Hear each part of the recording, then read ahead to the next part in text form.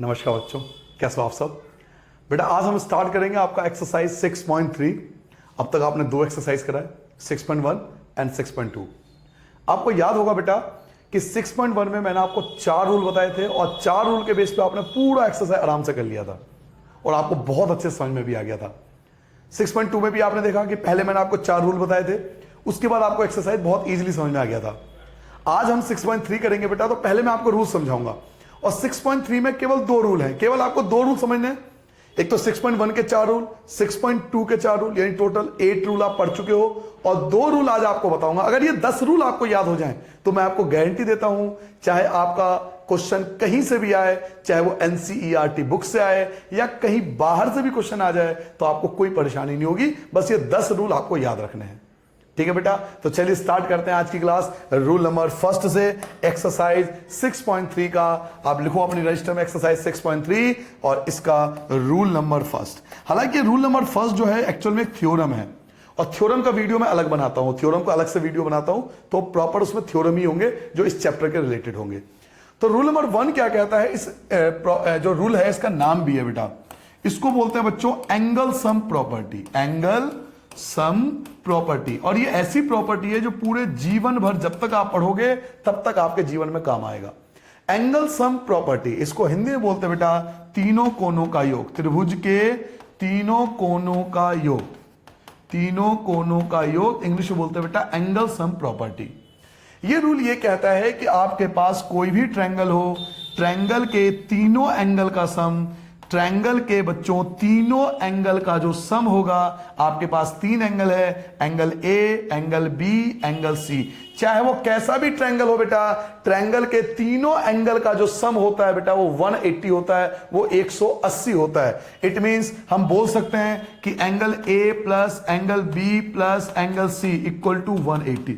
बेटा कैसा भी ट्रायंगल हो उसके तीनों एंगल का जो सम होगा वो 180 होगा। यह आपको याद रखना है कि 3 एंगल होंगे, एक का नाम मान लो मैंने एंगल 1 दे दिया, एक का नाम एंगल 2 दे दिया, एक का नाम एंगल सी दे दिया। Angle A, angle B, angle C, चाहे नाम कुछ भी हो, लेकिन इन तीनों का जो सम होगा बेटा वो हमेशा 180 होगा। इसको हम एंगल सम प्रॉपर्टी कहते हैं। ये आपके बुक में एक थ्योरम भी है और जैसे मैंने आपसे कहा थ्योरम का मैं वीडियो अलग बनाता हूं क्योंकि थ्योरम बहुत ज्यादा एग्जाम में आती है, तो उसका वीडियो हम अलग बनाएंगे एक्सरसाइज के अलग से। तो पहले आपको ये समझ में आ गया बेटा, तीनों एंगल का सम जो होगा 180, चाहे वो ट्रायंगल कैसा भी हो, किसी भी फॉर्म में हो, मायने नहीं करता। हम ट्रायंगल को किसी भी शेप में डाल सकते हैं। मान लो मैंने ये आपके लिए ट्रायंगल बना दिया, इसका नाम P है, इसका नाम Q है, इसका नाम R है। अब आप देख सकते हो इसके भी 3 एंगल है, एक है P, एक है Q और एक R। तो इन तीनों का जो सम होगा वो 180 होगा। तो आप क्या लिखोगे, angle P plus angle Q plus angle R, इन तीनों का जो सम होगा बेटा वो 180 होगा। आपको याद रखना है कि एंगल सम प्रॉपर्टी ये कहती है कि किसी भी ट्रायंगल के 3 एंगल का जो सम होता है वो 180 होता है, चाहे वो कैसा भी ट्रायंगल हो। त्रिभुज के तीनों कोनों का योग 180 होता है, चाहे वो किसी भी प्रकार का त्रिभुज हो। पहला रूल आपको ये याद रखना है, ठीक है बेटा। ये था आपका रूल नंबर 1। अब आते बेटा रूल नंबर 2 पे। रूल नंबर 2 आपसे क्या कहता है, तो आपको लिखना है बेटा रूल नंबर 2। रूल नंबर 2 का नाम है बच्चों एक्सटीरियर एंगल। इसको बोलेंगे हम एक्सटीरियर एंगल। और ये वाला जो रूल है एक्चुअली मैंने इस्तेमाल किया था, आपको याद होगा 6.2 में भी इसका इस्तेमाल किया था। हिंदी में इसको बोलते हैं बाह्य कोण। एक्सटीरियर एंगल ये 7th क्लास की बुक में आपको दिया हुआ है। एक्सटीरियर एंगल का एक थ्योरम होता है। ये थ्योरम ये कहता है कि 2 अंदर वाले एंगल को अगर जोड़ दिया जाए तो बाहर वाला एंगल फाइंड हो सकता है। मान लीजिए आपका ट्रायंगल है, ये सिचुएशन है और आप कहते हो कि ये एंगल जो है वो 60 है। ध्यान सुना बेटा, ये एंगल जो 60 है और ये एंगल आप कहते हो 50 है। तो बच्चों 60 और 50 का सम, यानी 60 और 50 को प्लस करेंगे 110 होगा। तो ये जो बाहर वाला एंगल होगा ये 110 का होगा। एक्सटीरियर एंगल थ्योरम, ये एक्सटीरियर एंगल थ्योरम ये कहता है कि 2 अंदर वाले 2 इंटीरियर एंगल का जो सम होगा, 2 इंटीरियर एंगल का जो सम होगा वो एक्सटीरियर एंगल के इक्वल होगा। याद रखोगे, 2 इंटीरियर 2 अंदर वाले कोनों का योग, 2 इंटीरियर एंगल का जो सम होता है वो एक्सटीरियर एंगल के इक्वल होता है। इसको हम एक्सटीरियर एंगल थ्योरम कहते हैं और कुछ नया नहीं है, ये 7th क्लास की बुक में भी आपको दिया हुआ था, आपने 7th क्लास में भी पढ़ाई करी होगी। मैं एक और एग्जांपल ले लेता हूं। मान लीजिए कि आप एंगल नहीं देता, आपको सिंपल स्टेप का एक डायग्राम दे देता है। मान लीजिए मैं डायग्राम बना लेता हूं, यही डायग्राम आपके सामने बना दिया। इसका नाम ए है बेटा, इसका नाम बी है बच्चों, इसका नाम सी है, और इसके नाम रख देता हूं मैं। इनका नाम 1 रख देता हूं, इसका नाम 2 रख देता हूं, इसका नाम 3 रख देता हूं, और इसका नाम 4 रख देता हूं। और मैं आपसे कहता हूं कि एक्सटीरियर एंगल थ्योरम प्रॉपर्टी लगाओ। तो आप देखो इसका एक्सटीरियर एंगल थ्योरम प्रॉपर्टी कैसे लगाओगे। दो इंटीरियर एंगल का सम, यानी 1 और 2 लेना है, 3 नहीं लेना, क्योंकि 4 इसके साथ में है। एक्सटीरियर एंगल के साथ वाला एंगल कभी नहीं लेगा। उसके अलावा जो दो इंटीरियर एंगल है उनको लेना है। तो हम लेंगे एंगल 1 और एंगल 2। बेटा ये नाम है, ये इनके नाम है। जैसा आपका नाम है ना, आपका भी तो नाम रखा होगा ना, मम्मी ने कुछ नाम रखा होगा, गोलू, मोलू, ढोलू, जो भी आपका नाम है, ऐसे ये एंगल के नाम होते हैं। कभी आप इनको ऐड कर दो कि 1 और 2 सर जी 3 लिख दो, नहीं, ये नाम है बच्चों, ये इनके नाम है, ऐड नहीं करना आपको ये। तो एंगल 1 एंगल 2, अगर इन दोनों का जो सम होगा बच्चों वो एक्सटीरियर एंगल के इक्वल होगा, यानी एंगल 4 के इक्वल होगा। क्या आपको रूल समझ में आ गया बेटा? दो इंटीरियर एंगल का सम, दो इंटीरियर एंगल का जो सम होता है बेटा वो एक्सटीरियर एंगल के इक्वल होता है। केवल ये 2 रूल आपको इस एक्सरसाइज में याद रखना है। इसके बाद देखना आपको पूरा एक्सरसाइज इजीली समझ में आ जाएगा। ठीक है बेटा, तो चलिए आज का लेक्चर स्टार्ट करते हैं बेटा। एक्सरसाइज 6.3 पे आता हूं मैं। आपने रूल समझ लिया बेटा। अब रूल समझने के बाद हम एक्सरसाइज स्टार्ट करेंगे, एक्सरसाइज 6.3। पहले आपको 2 रूल बहुत अच्छे समझना है, और 4 रूल 6.1 के और 4 रूल आपके 6.2 के, वो जरूर रिवाइज कर लेना, क्योंकि 6.3 में क्या है कि सारे रूल आपके काम आएंगे। 6.1 और 6.2 के जो रूल्स हैं और साथ में 6.3 के रूल्स करें, ये टोटल हो गए 10 रूल हो गए। ये रिवाइज कर लेना, तब ये स्टार्ट करना। ठीक है बेटा, तो चलिए स्टार्ट करते हैं अपना एक्सरसाइज 6.2। देखिए आपको क्वेश्चन दिया हुआ है 6.3 का फर्स्ट क्वेश्चन इन फिगर 6.39। आपको 6.39 पे एक फिगर दिया हुआ है, ये डायग्राम है। तो आप जानते हो कि सबसे पहले हमें डायग्राम बनाना पड़ेगा। तो जल्दी से क्या काम करो, मैं इसी को थोड़ा हाईलाइट कर देता हूं। आप अपनी कॉपी में जल्दी से इस डायग्राम को बनाओ बेटा।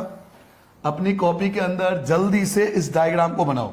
इसमें इसकी वैल्यू, ये वाला एंगल जो है वो 135 आपको दिया हुआ है इसकी वैल्यू, और ये वाला एंगल जो है 110 आपको दिया हुआ है। ये डायग्राम आपको सबसे पहले अपने रजिस्टर में बना लेना। ये डायग्राम आपको दिया हुआ है। ठीक है बेटा, सबसे पहला काम है आपको ये डायग्राम बनाना, क्योंकि जब तक डायग्राम नहीं बनाओगे आपको समझ में नहीं आएगा। तो मैंने भी एक तरह से डायग्राम बना दिया, इसको हाईलाइट करके मैंने भी एक तरह से डायग्राम ही तैयार कर लिया। ये एस दिया हुआ है, ये पी दिया हुआ है। ठीक है जी, डायग्राम मेरा तैयार है। अब डायग्राम तैयार होने के बाद मैं देखूंगा कि मुझे गिवन क्या है। तो सबसे पहले डायग्राम बना लिया। सबसे पहले डायग्राम तैयार करने के बाद हमें लिखना पड़ता है बेटा गिवन, और हिंदी में क्या लिखोगे बेटा? दिया है। तो चलिए क्वेश्चन में पढ़ते हैं कि मुझे क्या गिवन है। एक्सरसाइज 6.3 के फर्स्ट क्वेश्चन में गिवन क्या है, तो पढ़िए क्वेश्चन में आपको क्या गिवन है। आपको पहली चीज जो दिया वो दिया हुआ है एंगल SPR 135 का है। एंगल SPR 135 का, एंगल SPR इक्वल टू 135, ये गिवन है। तो पहले जो चीज गिवन है हम वो लिखेंगे। क्या गिवन है कि एंगल SPR ये जो दिया हुआ है वो 135 का दिया हुआ है। एक तो ये दिया हुआ है, दूसरा क्या दिया हुआ है? दूसरा और देखो क्या दिया हुआ है आपको, PQT, एंगल PQT 110 दिया हुआ है। एंगल PQT इक्वल टू 110, तो लिखूंगा बेटा एंगल PQT इक्वल टू 110। बेटा पहले डायग्राम तैयार कर लेना। पहले डायग्राम, आपको स्टेप याद है ना जो मैंने एक्सरसाइज 6.1 6.2 में आपको समझाया था। पहले आपको डायग्राम बनाना है। मैंने यहां पे डायग्राम नहीं बनाया क्योंकि मैंने इसके लिए डायग्राम आपको यहीं पे तैयार कर दिया है। मैंने यहीं पर डायग्राम तैयार कर लिया, मेरे पे तो फैसिलिटी है ना, मैं यही डायग्राम तैयार कर सकता हूं।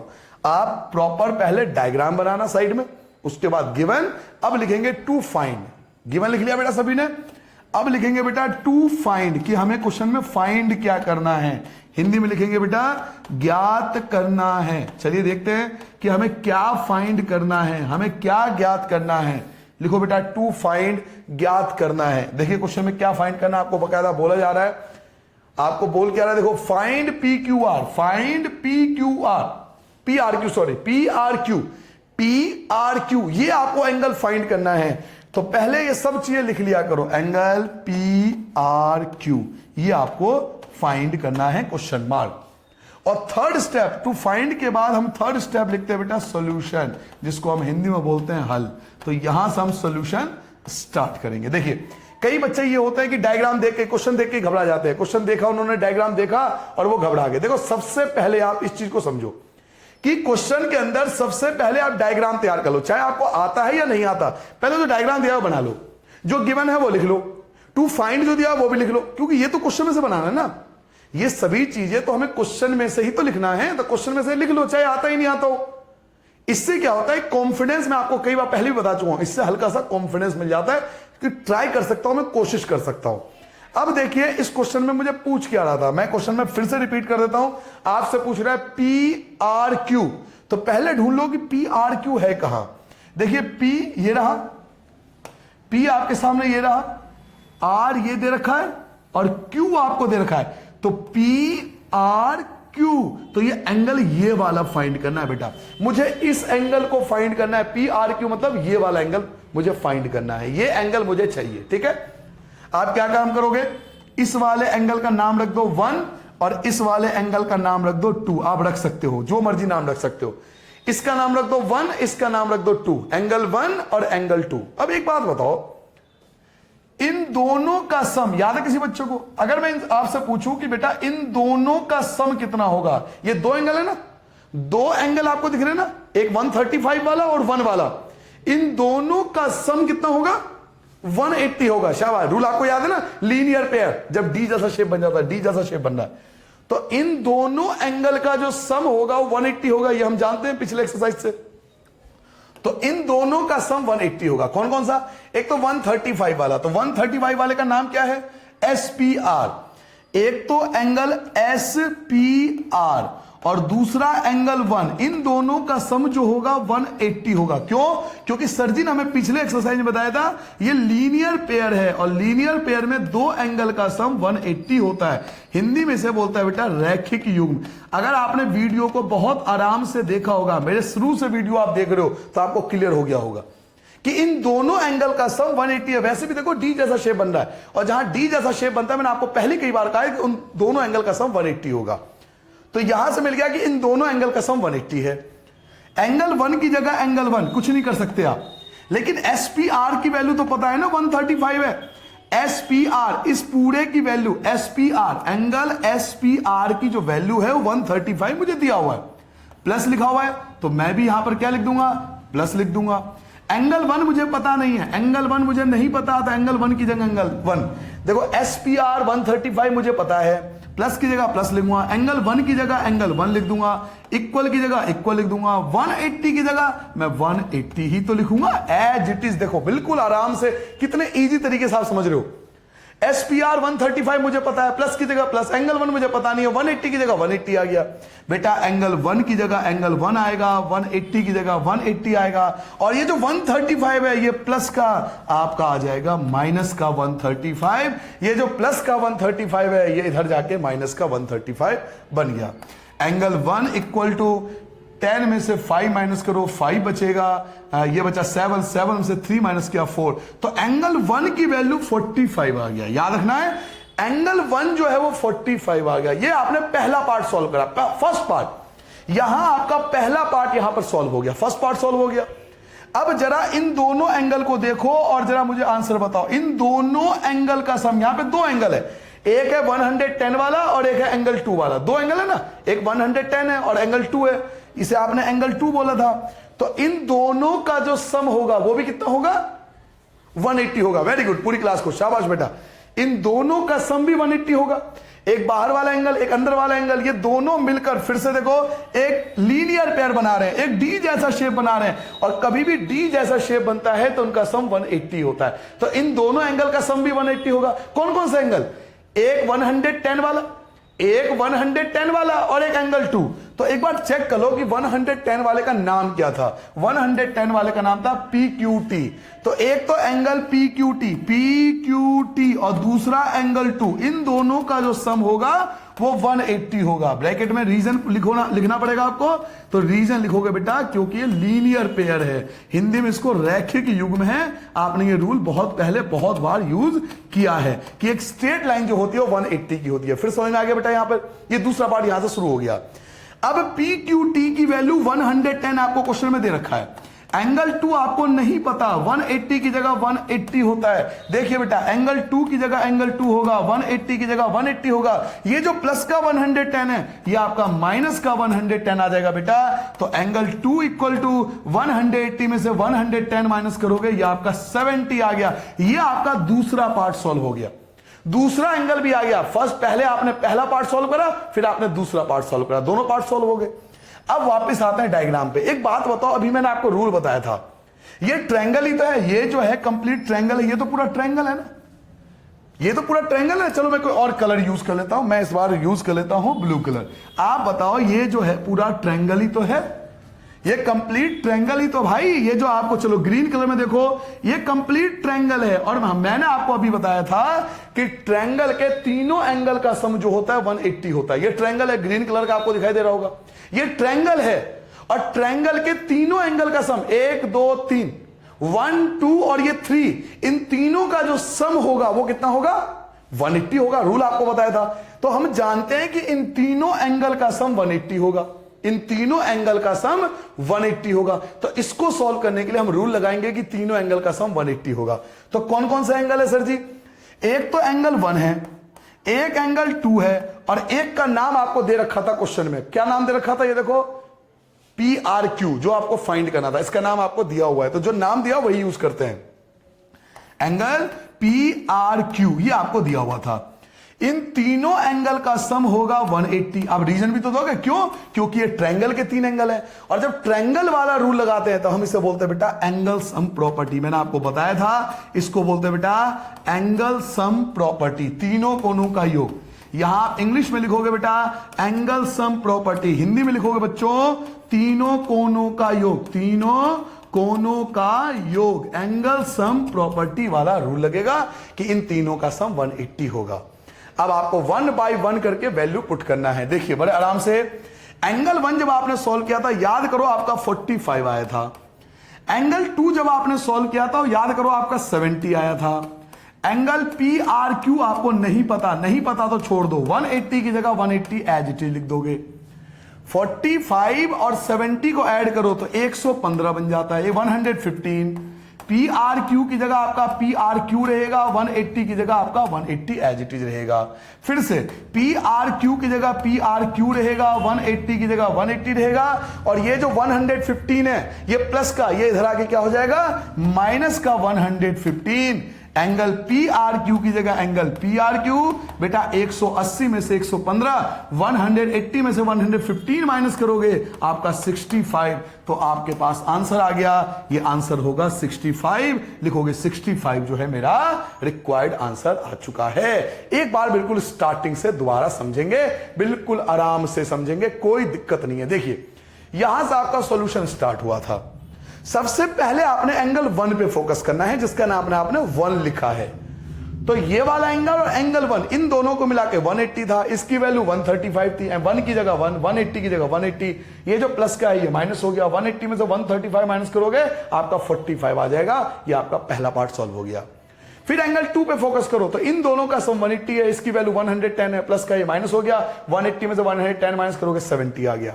फिर एंगल 3 पे फोकस करोगे तो जब एंगल 3 पे आप फोकस करोगे तो आप ये देखोगे कि इन तीनों का सम 180 आ रहा है, 1 2 और ये वाला नाम आपको दिया हुआ है, इन तीनों का सम 180 है। इसकी वैल्यू कितनी थी? फर्स्ट वाले की 45, दूसरे की 70, तीसरे की हमें पता नहीं है, तो इसकी जगह 45, इसकी जगह 70, ये हमें पता नहीं है, 180 की जगह 180।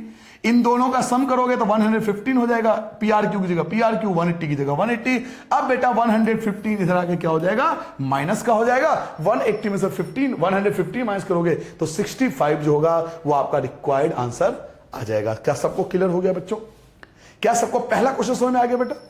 क्लियर सबको? अब आते हैं क्वेश्चन नंबर 2 पे। तो चलिए क्वेश्चन नंबर 2 देखिए बेटा। क्वेश्चन नंबर 2 का आपको डायग्राम दिया हुआ है। तो सबसे पहला, चाहे आपको आता हो या नहीं आता हो, पहले डायग्राम बताओ। पहले चेक कर लेते हैं क्वेश्चन नंबर 2 का डायग्राम या क्वेश्चन नंबर 3 का डायग्राम है। एक बार देख लो बेटा, आपको लिखा हुआ है इन फिगर 6.40, तो देख लो ये 6.40 ही है ना, तो ये 6.40 ही है। तो ये क्वेश्चन नंबर 2 का डायग्राम आपको दिया हुआ है। तो सबसे पहले एक अच्छे बच्चों की तरह बेटा डायग्राम तैयार करो, फटाफट एक डायग्राम तैयार करो। सबसे पहले लाइन खींचो, मैं भी खींच रहा हूं आपकी जगह। मैं भी इसको और हाईलाइट कर देता हूं क्योंकि ये ब्लू कलर में है और ब्लू कलर कम दिखाई देता है कैमरे पे जरा, तो ये मैं भी बना लेता हूं। चलिए मैंने भी आपके लिए डायग्राम बना लिया। इसका नाम दिया हुआ है y, ये नाम है बेटा x, और यहां नाम है z, और ये दिया हुआ है o।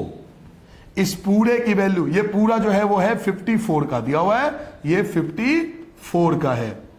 ये जो है ये वाला एंगल ये 62 का है, 62 का दिया हुआ है। ठीक है बेटा, जो जो आपको दिया हुआ था, पहले सबसे पहला काम है आपका डायग्राम तैयार करना, क्योंकि डायग्राम तैयार नहीं करोगे तो दिक्कत आपको साथ आएगी, कॉन्फिडेंस हमेशा आपका लो रहेगा। पहले डायग्राम तैयार कर लिया, मैंने भी बना लिया, देखो मैंने भी डायग्राम तैयार कर लिया, डायग्राम बना लिया। डायग्राम तैयार करने के बाद लिखेंगे गिवन। तो चलिए मैं स्टार्ट करता हूं बेटा क्वेश्चन नंबर 2, और सबसे पहली चीज जो मुझे लिखना पड़ेगा डायग्राम बनाने के बाद वो है गिवन दिया है। बेटा आप डायग्राम बना लेना, पहले यहां पे साइड में पहले डायग्राम बना लेना। मैं नहीं बना रहा यहां डायग्राम, क्यों? मैंने यहां बना लिया ना बेटा, मैंने डायग्राम बना रखा है ना यहां पर। आप इस डायग्राम को पहले यहां पर बना लेना, डायग्राम बनाना है पहले यहां पर, ठीक है, साइड में। उसके बाद आप लिखोगे गिवन। अब पढ़ो क्वेश्चन में क्या दे रखा है। तो क्वेश्चन में देखो जो जो चीज दे रखा है पहले वो लिखेंगे। सबसे पहली चीज देखो दिया हुआ है कि एंगल x जो है वो 62 का है, एंगल x 62 का है। तो हम लिखेंगे कि एंगल x जो है वो 62 डिग्री का मुझे दिया हुआ है।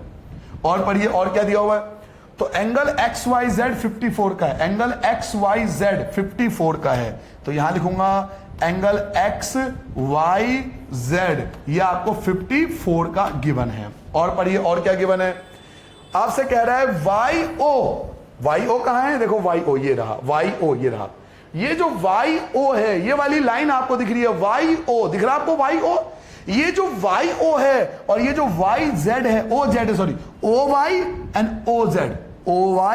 एंड OZ, ये बाइसेक्ट करता है। देखो लिखा हुआ आगे, YO and ZO are the bisector of angle XYZ and angle XZY। Sir ये बाइसेक्टर क्या होता है respectively of angle XYZ? Sir ये बाइसेक्टर क्या होता है? मैं बच्चों आपको बाइसेक्टर का मतलब बताता हूं, ध्यान सुनो। आपसे कह रहा है ये जो YO और YZ है ना, ये बाइसेक्टर है। सर ये बाइसेक्टर क्या होता है? बाइसेक्टर होता है बेटा प्रॉपर्टी के दो बराबर हिस्से। बाइसेक्ट होना मतलब दो बराबर भाग होना। एक व्यक्ति के दो बच्चे थे, उन्होंने अपनी प्रॉपर्टी दोनों बच्चों के नाम बराबर बराबर बांट दिया, तो उसे बोलेंगे बाइसेक्टर ऑफ प्रॉपर्टी। आपने प्रॉपर्टी को बाइसेक्ट कर दिया। इसी प्रकार एंगल का भी तो बाइसेक्ट हो सकता है ना। कह रहा है ये वाली लाइन जो है वो इस वाले एंगल को बाइसेक्ट करता है, यानी 54 को बाइसेक्ट करता है, 54 को बराबर हिस्सों में बांटता है। तो 54 के बराबर हिस्सों का मतलब है ऊपर वाला एंगल 27 का होगा और नीचे वाला एंगल भी 27 का होगा। ये पूरा एंगल 54 का है, ये पूरा एंगल 54 का है। तो ऊपर वाला भाग 27 होगा 27, और नीचे वाला भी 27 होगा। इसी प्रकार वो कह रहा है कि ये एंगल भी बाइसेक्ट हो रहा है। बाइसेक्ट का मतलब है कि ये नीचे वाला भाग और ये जो ऊपर वाला भाग है, ये दोनों इक्वल भागों में बट रहा है। तो अभी निकाल लेंगे इक्वल भाग। पहले मैं आपको सॉल्यूशन और देख लेते हैं, और कुछ तो गिवन नहीं है, नहीं और कुछ गिवन नहीं है क्योंकि इसके बाद लिखा हुआ है फाइंड। क्या फाइंड करना है, क्या फाइंड करना है? OZY और YOZ। एक आपको फाइंड करना OZY। तो पहले मैं लिख लेता हूं, मुझे फाइंड गिवन केवल ये दो चीज आएगी जो आपके सामने लिखा हुआ है। अब आएगा बेटा टू फाइंड, हिंदी में लिखेंगे बेटा ज्ञात करना है, ज्ञात करना है। इंग्लिश में लिखोगे टू फाइंड। गिवन दो चीज दे रखी थी, मैंने दो चीज लिख ली। अब आएगा टू फाइंड। तो देखते हैं टू फाइंड में हमें क्या क्या फाइंड करना है। एक आपको फाइंड करना है OZY। पहला पार्ट आपको फाइंड करना है एंगल OZY, और दूसरा पार्ट, एक पार्ट और आपको फाइंड करना है बेटा YOZ, angle YOZ, angle YOZ, आजकल से जी बोलते हैं। तो ये दो एंगल आपको फाइंड करना है, ज्ञात करना है। तो चलिए स्टार्ट करते हैं। इसको कैसे फाइंड करेंगे मैं आपको 1 बाय 1 रूल के साथ समझाऊंगा और आपको मजा भी आएगा समझने में। एक बात बताओ बेटा, तीनों एंगल का सम, एंगल X, एंगल Y और एंगल Z, अभी बाइसेक्ट भूल जाओ, इन तीनों एंगल का सम, ये ट्रायंगल है ना, बाहर वाला देखो, बाहर वाला पूरा ट्रायंगल है ना XYZ, angle X, angle Y और एंगल Z, बताओ तीन एंगल का सम कितना होता है? 180। वेरी गुड, बहुत बढ़िया बच्चों। कि तीनों एंगल का सम 180 होता है। सर जी आपने सिखाया था हमें, अभी आपको सिखाया कि तीनों एंगल का सम 180 होता है, सीखा था आपने, वेरी गुड। तो मैं भी सॉल्यूशन पे आ जाता हूं और यहां से स्टार्ट करता हूं बेटा सॉल्यूशन। हिंदी में लिख लेना बेटा हल। सबसे पहले बच्चों ने यह कहा कि सर जी तीन एंगल का सम 180 होगा, angle X plus angle Y और प्लस एंगल जेड, इन तीनों का सम 180 होगा। आप भी मानते हो ये बात? Angle X, angle Y, angle Z, तीनों का सम 180 होगा। कौन सा रूल है? रूल याद है किसी को? इंग्लिश में क्या बोलते हैं? Angle sum property. तो रूल लिखेंगे बेटा यहां पर angle sum property, angle sum property, तीनों कोनों का योग, तीनों कोनों का योग, एंगल सम प्रॉपर्टी के अकॉर्डिंग कि तीनों एंगल का जो सम होगा वो 180 होगा। अब आपके पास कौन कौन सी वैल्यू गिवन है? एंगल एक्स, बेटा डायग्राम में जाओ। बेटा एंगल एक्स कितना दिख रहा है आपको? 62। तो मुझे एंगल एक्स की जगह क्या लिखना पड़ेगा? 62 प्लस एंगल वाई। बेटा एंगल वाई की जगह कितना दिख रहा है आपको? ये पूरा एंगल वाई कितना दिख रहा है? 54। तो बेटा एंगल वाई की जगह लिखूंगा 54, प्लस की जगह प्लस लिखूंगा, एंगल जेड की जगह एंगल जेड लिखूंगा, 180 की जगह 180 लिखूंगा। क्या सबको समझ में आ गया बेटा? एंगल एक्स 62 है, एंगल वाई 54 है, एंगल जेड की जगह एंगल जेड 180 की जगह 180 आ गया। इन दोनों को ऐड करते हैं, 4 और 2 6 होता है, और 6 और 5 11, 116। इन दोनों का ऐड करोगे तो 116। एंगल जेड की जगह एंगल जेड आएगा, 180 की जगह 180 आएगा, एंगल जेड की जगह एंगल जेड आएगा, 180 की जगह 180 आएगा, और जो प्लस का 116 है वो आपका माइनस हो जाएगा। एंगल जेड की जगह एंगल जेड आएगा, 180 में से 116 माइनस कर दो तो 10 में से 6 गया आपका 4 बचेगा, और 7 में से 1 गया तो 6 बचेगा। बच्चों एंगल जेड जो है वो आपका 64 आ चुका है। अब आपके पास तीनों एंगल है, एंगल एक्स भी है, एंगल वाई भी है, और एंगल जेड भी है। तो आप देखिए किस प्रकार से आप क्वेश्चनों को फाइंड कर सकते हो। आपके पास तीनों एंगल है, देखो ना, आपके पास एंगल एक्स कितना है? 62 है। एंगल वाई कितना है? 54 है। एक्स जो है वो 62 का है, वाई जो है 54 का है, और एंगल जेड आपने निकाला 64 का है। तीनों एंगल है। अब देखिए आपसे पूछा क्या जा रहा है, 1 बाय 1 करके आराम से फाइंड करेंगे। ठीक है बेटा, पहले ध्यान से सुनो, बिल्कुल आराम से समझना है। बिल्कुल, और जूम कर देता हूं, और अच्छे से जूम कर देता हूं ताकि और आपको क्लियरली दिखाई दे।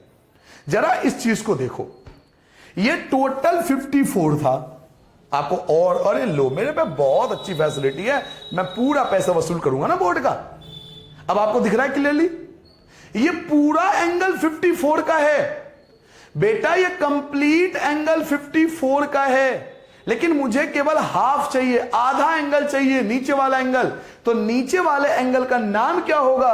तो ओ वाई, ये वाई है ना, तो ओ वाई, और लास्ट में आपका आ गया जेड। तो नीचे वाले एंगल का नाम जो होगा, नीचे वाला जो एंगल है इसका नाम होगा O Y Z, O Y and Z. तो नीचे वाले एंगल का नाम है बेटा O Y Z, O Y Z, O Y Z. ये 54 का आधा होगा, 54 का हाफ होगा, क्योंकि बाइसेक्ट हो रहा था।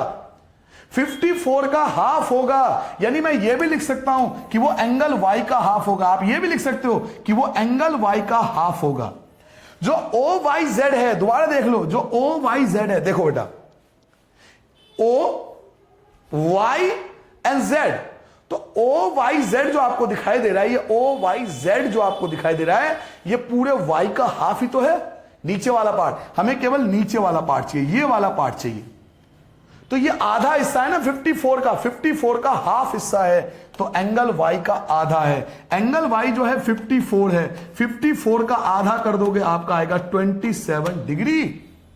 एंगल ओ वाई जेड आ गया कितना? 27 डिग्री। अब जरा इस डायग्राम को यहां ले आओ। क्या आपको ये वाला हिस्सा दिखाई दे रहा है बेटा? O Z and Y. O और जूम कर लो, मेरे पास तो बहुत फैसिलिटी है बेटा, बोर्ड का पूरा वैसा वसूल करना है। ये हाफ है, ये नीचे वाला हिस्सा जो है आधा हिस्सा है किसका, जेड का हाफ है। तो जो ओ जेड वाई है, ओ ऊपर था, वाई ये रहा और जेड ये रहा, ओ जेड वाई। देखो ऊपर क्या नाम है बेटा, ये नाम है ओ से आप चलोगे जेड पे और फिर वाई पे। तो ओ जेड वाई जो है वो आधा है, किसका आधा है, जेड का आधा है। तो मैं लिखूंगा, क्या लिखूंगा कि मेरा एंगल ओ जेड वाई जो है वो एंगल जेड का हाफ है, और एंगल जेड जो था वो 64 का आया था। 64 का आप आधा करोगे, ये आपका 32 डिग्री आ चुका है। क्या आपको बच्चों सबको क्लियर हो गया? एक बार स्टार्टिंग से समझ लो अब तक की सारी कहानी क्या घटित हुई है। तीन एंगल थे, angle X, angle Y, angle Z. इन तीनों का सम 180 होता है, हम सब जानते हैं। एंगल एक्स की वैल्यू 64, एंगल वाई की एंगल एक्स की जगह 62, एंगल वाई की जगह 54, एंगल जेड हमें पता नहीं है, 180 की जगह 180। इन दोनों को ऐड करोगे 116 आ जाएगा, जेड की जगह जेड 180 प्लस का 116 माइनस हो जाएगा, ये आपका एंगल जेड आ गया 64। अब आपने देखा जो ओ वाई जेड है वो वाई का हाफ है, यानी 54 का हाफ है 27। एंगल ओ जेड वाई जो है वो जेड का आधा है, यानी 64 का हाफ हो गया 32। क्लियर हो गया? अब एक चीज बताओ सारे बच्चे मिलकर, भाई थोड़ा सा छोटे हो जाओ, थोड़ा सा छोटा कर लेते हैं। एक चीज बताओ, अगर मुझे सारे बच्चे मिलकर बता सको, आपको नीचे वाला ट्रायंगल दिखाई दिया, ये नीचे वाला ट्रायंगल ही तो है। ये जो नीचे वाला है ये एक्चुअल में क्या है, ये ट्रायंगल ही तो है। नाम क्या है, ओ वाई जेड। ये नीचे वाला छोटा ट्रायंगल है, छोटा ट्रायंगल दिखाई दिया आपको, ये ट्रायंगल ही तो है। ये नीचे वाला एक छोटा ट्रायंगल शेप में ही तो है, नीचे वाला छोटा सा ट्रायंगल ही तो है। इसके भी तो तीन एंगल है ना, एक एंगल ये हो गया, एक एंगल आपका ये वाला हो गया, लो जी इसको और रेड कर देते हैं, एक ये वाला एंगल हो गया और एक ये वाला एंगल हो गया। इसके भी तो तीन एंगल है बच्चों, एक ये वाला एंगल, एक दिस वन और एक दिस वन, तीन एंगल है इसके भी, तीन एंगल। और हम जानते हैं कि तीनों एंगल का सम कितना होता है, 180 होता है। शाबाश, तीनों एंगल का सम 180 होता है, हमें पता है।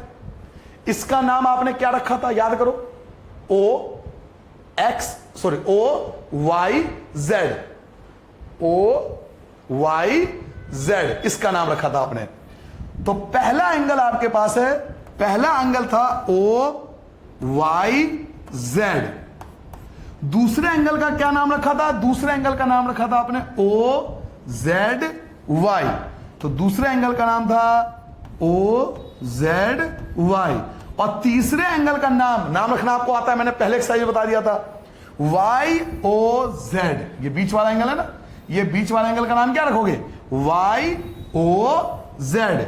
तो तीसरा एंगल हो गया आपका Y O Z, Y O Z. इन तीनों एंगल का सम जो होगा वो 180 होगा।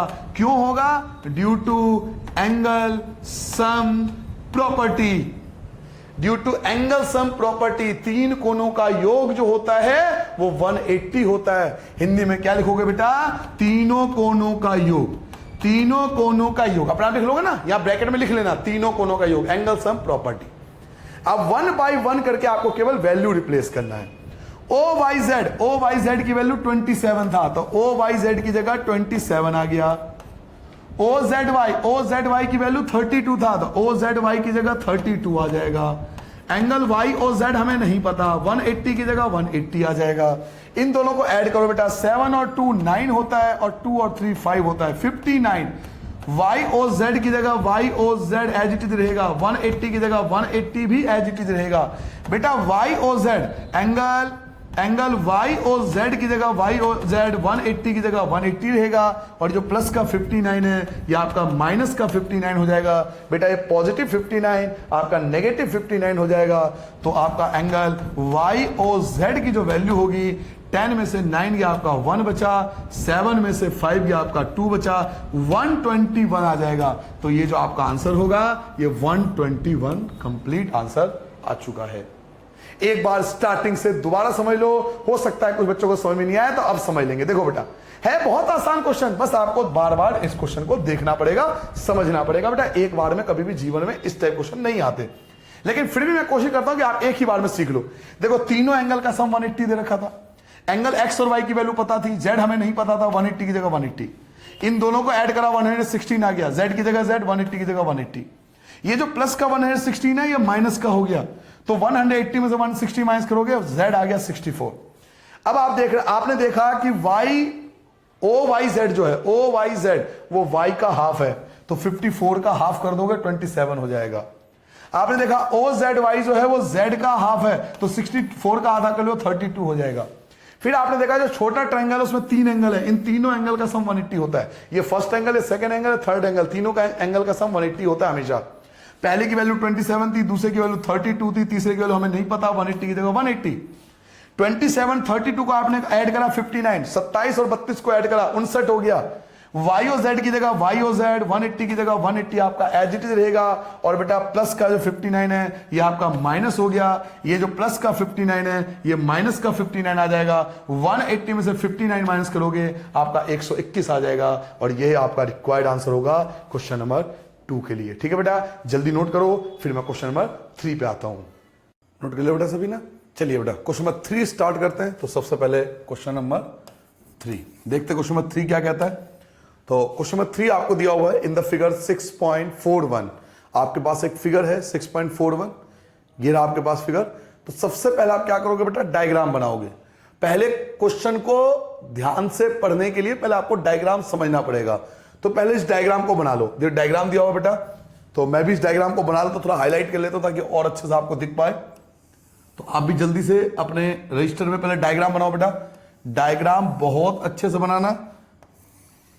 ये डायग्राम बन गया, इसमें ये वाला एंगल जो है वो मुझे दिया हुआ है 35, इसकी वैल्यू 35 दे रखी है, और ये वाला एंगल जो है इसको दे रखा है 53।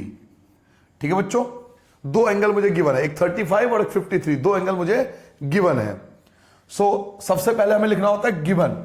तो क्वेश्चन नंबर 3 में डायग्राम तो बना चुका हूं मैं, डायग्राम तो आप यहीं से बना लेना। ठीक है, डायग्राम आप यहीं बना लेना। इसका नाम है ए, ये आपको नाम दिया हुआ है बी, इसका नाम है सी, इसका नाम है डी, और इसका नाम है ई। डायग्राम आप ये बना लेना बेटा, बुक में दिया हो ना, मैंने भी डायग्राम यही बना दिया। डायग्राम मैंने यही बना दिया।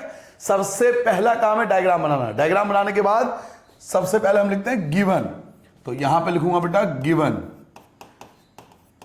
हिंदी में लिखेंगे बेटा दिया है।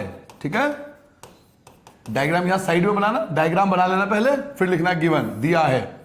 अब पढ़ो क्वेश्चन के अंदर क्या गिवन है। तो अगर क्वेश्चन नंबर 3 को पढ़ा जाए, क्वेश्चन नंबर 3 में देखो क्या क्या गिवन है, पहले आराम से पढ़ लो।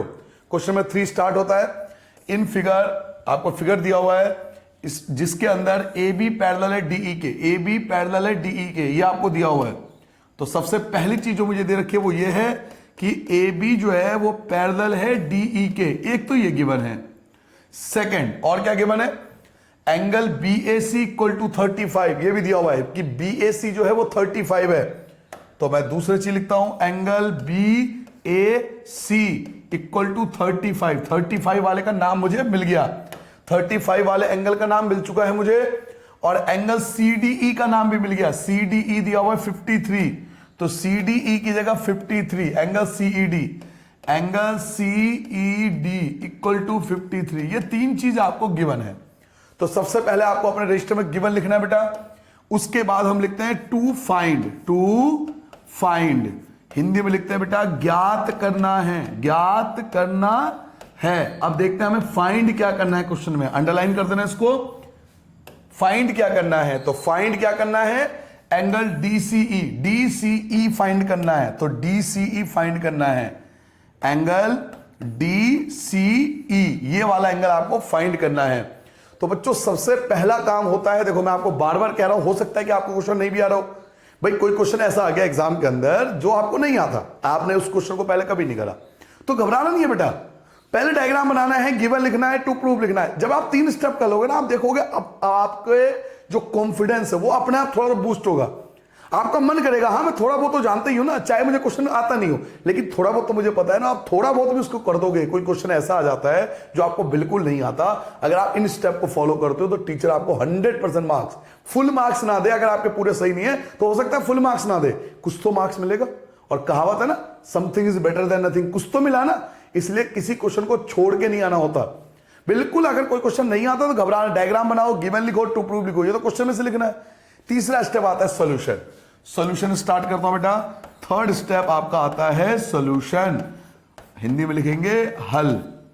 चलिए सॉल्यूशन करने के लिए आपको पहले डायग्राम को ध्यान से देखना पड़ेगा। तो वापस मैं डायग्राम पे आता हूं, देखो डायग्राम को बहुत ध्यान से देखना। ये डायग्राम आपको गिवन था बच्चों, इस वाले एंगल का मैं नाम रख सकता हूं 1, इस वाले एंगल का नाम मैं रख सकता हूं 1। इसका नाम रखने की आवश्यकता नहीं है क्योंकि इसका नाम मुझे क्वेश्चन में ऑलरेडी गिवन है। इस वाले का नाम गिवन है DCE, आपको दे रखा था, आपने क्वेश्चन ध्यान से पढ़ा होगा तो देखो लिखा हुआ इसका नाम फाइंड DCE, फाइंड DCE। तो DCE कौन सा एंगल है? DCE, ये वाला एंगल है। आपको ये वाला एंगल फाइंड करना है DCE। आपको ये रेड कलर का जो एंगल है, जो आपको रेड कलर का एंगल बच्चों दिखाई दे रहा है, आपको ये एंगल फाइंड करना है। तो इसका नाम आपको ऑलरेडी दिया हुआ है तो इसका नाम रखने की जरूरत नहीं है। इसका नाम 1 रख देंगे क्योंकि इस वाले एंगल की वैल्यू या इस वाले का नाम मुझे नहीं पता।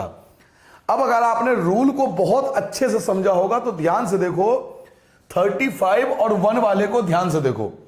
जो एंगल 1 है और 35 है, दोनों में एक रिलेशन है। क्या रिलेशन है? एक लाइन के एक तरफ है और एक लाइन के दूसरी तरफ है।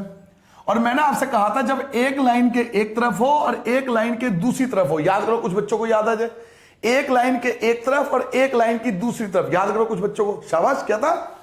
वेरी गुड, लगभग अधिकतर बच्चों ने बता दिया। अल्टरनेट इंटीरियर एंगल, याद करो, हिंदी में बोलते थे बेटा अंतः एकांतर कोण, अंतः एकांतर कोण, अल्टरनेट इंटीरियर एंगल, ये तिरछे कोण इक्वल होते हैं। तो 1 जो होगा इक्वल होगा 35 के। तो मैं क्या लिख सकता हूं? सबसे पहली चीज लिख सकता हूं कि एंगल 1 जो है वो बराबर है 35 वाले के, और 35 वाले का नाम दे रखा है BAC। तो जिसका नाम जो दिया होता है वही लिखना होता है, BAC। तो एंगल 1 की जगह एंगल 1, BAC की वैल्यू 35 दे रखी है, तो मेरे पास एंगल 1 की वैल्यू आ गई 35। और ये इक्वल क्यों है? रीजन देना पड़ेगा। तो रीजन आप लिखोगे बच्चों alternate interior angle, alternate interior angle. Hindi में क्या लिखोगे? अंतः एकांतर कोण, अंतः एकांतर कोण। ये रूल कब लगता है? जब लाइन के एक तरफ एक एंगल हो और लाइन के दूसरी तरफ दूसरा एंगल हो। तो एंगल 1 जो है वो बराबर है BAC के, एंगल 1 बराबर है आपके BAC के बराबर है। 1 की जगह 1 लिख दिया, BAC की वैल्यू 35 है तो एंगल 1 की वैल्यू 35 आ गई। ठीक है, एंगल 1 आ चुका है। अब डायग्राम पे वापस जाता हूं। एंगल 1 मेरे पास आ चुका है, ये वाला एंगल मुझे पता है और ये वाला एंगल फाइंड करना है। तो हमें पता है ये ट्रायंगल है, ध्यान से देखो, ये एक ट्रायंगल है, आपको दिखाई दे रहा है? मैं रेड कलर का कर देता हूं ट्रायंगल को और अच्छे से देख पाओगे। ये आपका ट्रायंगल है और हमें पता है कि ट्रायंगल के तीनों एंगल का सम, ट्रायंगल के तीनों एंगल का सम, ट्रायंगल के तीनों एंगल का सम कितना होता है? 180 होता है। वेरी गुड, यानी तीनों कोनों को प्लस कर दूंगा, तीनों एंगल को अगर प्लस कर दूंगा तो कितना आएगा? 180 आएगा। वेरी गुड, तीनों एंगल को प्लस करने पे 180 आएगा। ये वाला एंगल, ये एंगल और ये एंगल, अगर तीनों एंगल को बेटा हम प्लस कर देते हैं तो 180 आता है, क्योंकि हमने पढ़ा था एंगल सम प्रॉपर्टी कि 3 एंगल का सम 180 होता है। तो चलिए तीनों एंगल का 1 बाय 1 ला, इसका नाम तो 1 ही रखा था तो इसको तो 1 ही रहने दो। तो सबसे पहले लिखोगे आप एंगल 1, एंगल 1। दूसरा एंगल फाइंड करो। दूसरा एंगल है 53 वाला, तो 53 वाले का आपको नाम गिवन है क्वेश्चन के अंदर। देख लेते हैं 53 वाले का क्या नाम था। 53 वाले का नाम था CDE, जो नाम दिया होता वही लिखना चाहिए, CDE, एंगल CDE, यही था ना? ये था 53 वाला एंगल। और तीसरा जो हमें फाइंड करना है, और फाइंड कौन सा करना है? तो DCE, ये हमें फाइंड करना है। तीसरे एंगल का नाम ये है जो आपको फाइंड करना है, DCE। इन तीनों एंगल का जो सम है वो 180 होगा। भाई पहला angle, first angle, second angle and third angle. First angle आपने नाम 1 रखा था तो नंबर 1 लिख दो। सेकंड एंगल 53 वाला, 53 वाले का नाम आपको क्वेश्चन में गिवन है। क्या गिवन है? CDE, तो जो नाम दिया वही लिखेंगे। एंड थर्ड एंगल जो आपको फाइंड करना है, फाइंड क्या करना है? DCE। इन तीनों का जो सम है वो 180 होगा। क्यों? कौन सा रूल से? तो रूल आप बताओगे, angle sum property bye angle sum property. ये वाले रूल आपने पढ़े थे। एंगल सम प्रॉपर्टी हिंदी में लिखते बेटा तीनों कोनों का योग, तीनों कोनों का योग, या त्रिभुज के तीनों कोनों का योग भी लिख सकते हो। आप पूरा लिखना चाहो तो लिख लो, त्रिभुज के तीनों कोनों का योग। चलिए अब आपको कुछ नहीं करना बेटा, 1 by 1 करके वैल्यू को केवल रिप्लेस करना है, वैल्यू को रिप्लेस करके दे दो। सबसे पहला कौन है, एंगल 1 है, और एंगल 1 की जो वैल्यू थी बेटा वो आपकी 35 थी, तो एंगल 1 की जगह आप लिखोगे 35 प्लस CDE, CDE की वैल्यू आपके पास है, कितना गिवन था 53, वेरी गुड, तो इसकी जगह 53 आ जाएगा। और DCE आपको नहीं पता तो DCE की जगह DCE, 180 की जगह 180 एज इट इज आ जाएगा। दोनों को ऐड कर लेंगे बेटा, इन दोनों को ऐड कर लो, तो 5 और 3 8 होता है, और फिर से 5 और 3 88 हो गया, प्लस एंगल DCE की जगह एंगल DCE 180 की जगह बेटा 180 आ जाएगा, एंगल DCE की जगह DCE आ जाएगा, 180 की जगह 180 आ जाएगा, और ये जो प्लस का 88 है ये आपका माइनस का 88 हो जाएगा, ये जो प्लस का 88 है बेटा ये आपका माइनस का 88 हो जाएगा। तो बेटा एंगल DCE आप 180 में से 88 माइनस कर दो, तो 10 में से 8 गया आपका 2 बचेगा, और 17 में से 8 गया 9 बचेगा, तो 92 जो होगा वो आपका रिक्वायर्ड आंसर आ जाएगा इस क्वेश्चन के लिए। क्या सबको समझ में आ गया बेटा, ये आपका रिक्वायर्ड आंसर होगा, ये आपको फाइंड करना था, ये आपने निकाल लिया।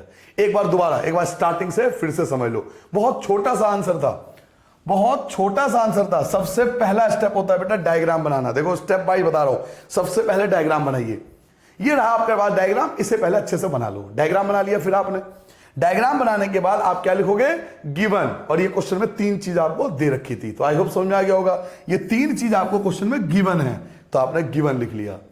दूसरा स्टेप होता है टू फाइंड, ज्ञात करना है, क्या ज्ञात करना है, तो DCE ज्ञात करना है, ये भी आपको क्वेश्चन में दे रखा है। अब आता है सॉल्यूशन, तो सॉल्यूशन में आप देखोगे कि एंगल 1 और BAC एक दूसरे लाइन के तिरछे दिया हुआ है, एक लाइन के एक तरफ है, एक लाइन के दूसरी तरफ है, और हमने पढ़ा था अल्टरनेट इंटीरियर एंगल, अंतः एकांतर कोण, जिसके अनुसार ये दोनों एंगल बराबर होना चाहिए। तो एंगल 1 की जगह तो मैंने एंगल 1 लिख लिया, और BAC की वैल्यू दे रखी है 35, तो एंगल 1 की वैल्यू 35 आ गया, पहला काम हो गया। फिर मैं देखता हूं कि ये तीनों जो हैं वो एक ट्रायंगल के एंगल हैं, त्रिभुज के 3 कोण हैं, और हम जानते हैं कि तीनों एंगल का सम 180 होता है, जिसमें एक का नाम एंगल 1 जो हमने यूज किया था, एंगल 1 हमने रखा था, दूसरा 53 वाले का नाम क्वेश्चन में दिया हुआ था, तो जो नाम दिया हुआ वही हम यूज करेंगे, तीसरा जो हमें फाइंड करना है उसका भी नाम दिया हुआ है तो उसका भी नाम लिख दिया। तो ज्यादा ढूंढने की जरूरत नहीं है, आपको यह भी नहीं सोचना मेरी क्लास में कि एंगल का नाम क्या होगा, क्योंकि कई बच्चों को कंफ्यूजन होती है कि हम एंगल का नाम कैसे रखें, तो आपको वो कंफ्यूजन भी मैंने खत्म कर दिया। किस तरीके से लिखा जाता है वो आपको मेथड सिखा रहा हूं, जिसका नाम दिया हुआ वो एज इट इज लिख दो, तो तीनों एंगल का सम 180 है। अब एंगल 1 की वैल्यू 35 है, इसकी वैल्यू 53 है, ये हमें नहीं पता, तो एज इट इज लिख दो, 180 की जगह 180, इन दोनों का सम 88 होगा, ये अपनी जगह 180 की जगह 180। अब ये जो प्लस का है ये आपका माइनस हो जाएगा, और 180 में से 88 माइनस करोगे तो 92 जो होगा बेटा ये हमारा रिक्वायर्ड आंसर आ जाएगा। क्लियर हो गया बेटा सभी बच्चों को, क्लियर है सारी बातें। नेक्स्ट क्वेश्चन पे आ जाऊं, अच्छे समझ में आ गया, वेरी गुड। चलिए बेटा, तो नेक्स्ट क्वेश्चन स्टार्ट करते हैं बेटा, क्वेश्चन नंबर 4 पे आते हैं। क्वेश्चन नंबर 4 में सबसे पहले डायग्राम देखते हैं कि हमें डायग्राम क्या गिवन है। देखिए क्वेश्चन नंबर 4 के लिए आपको यह डायग्राम गिवन है, थोड़ा सा छोटा कर देता हूं, लीजिए ये आपको डायग्राम दिया हुआ है क्वेश्चन नंबर 4 के लिए, ठीक है बेटा, दिख रहा है आपको स्क्रीन पर। थोड़ा सा सबसे पहले आपको पता है डायग्राम बनाना है, आपके बुक में दिया हुआ है, तो सबसे पहले स्केल उठाओ और बेटा अच्छे से इस डायग्राम को ड्रॉ करो, जैसा दिया हुआ है एज इट इज इस डायग्राम को हम बना लेंगे।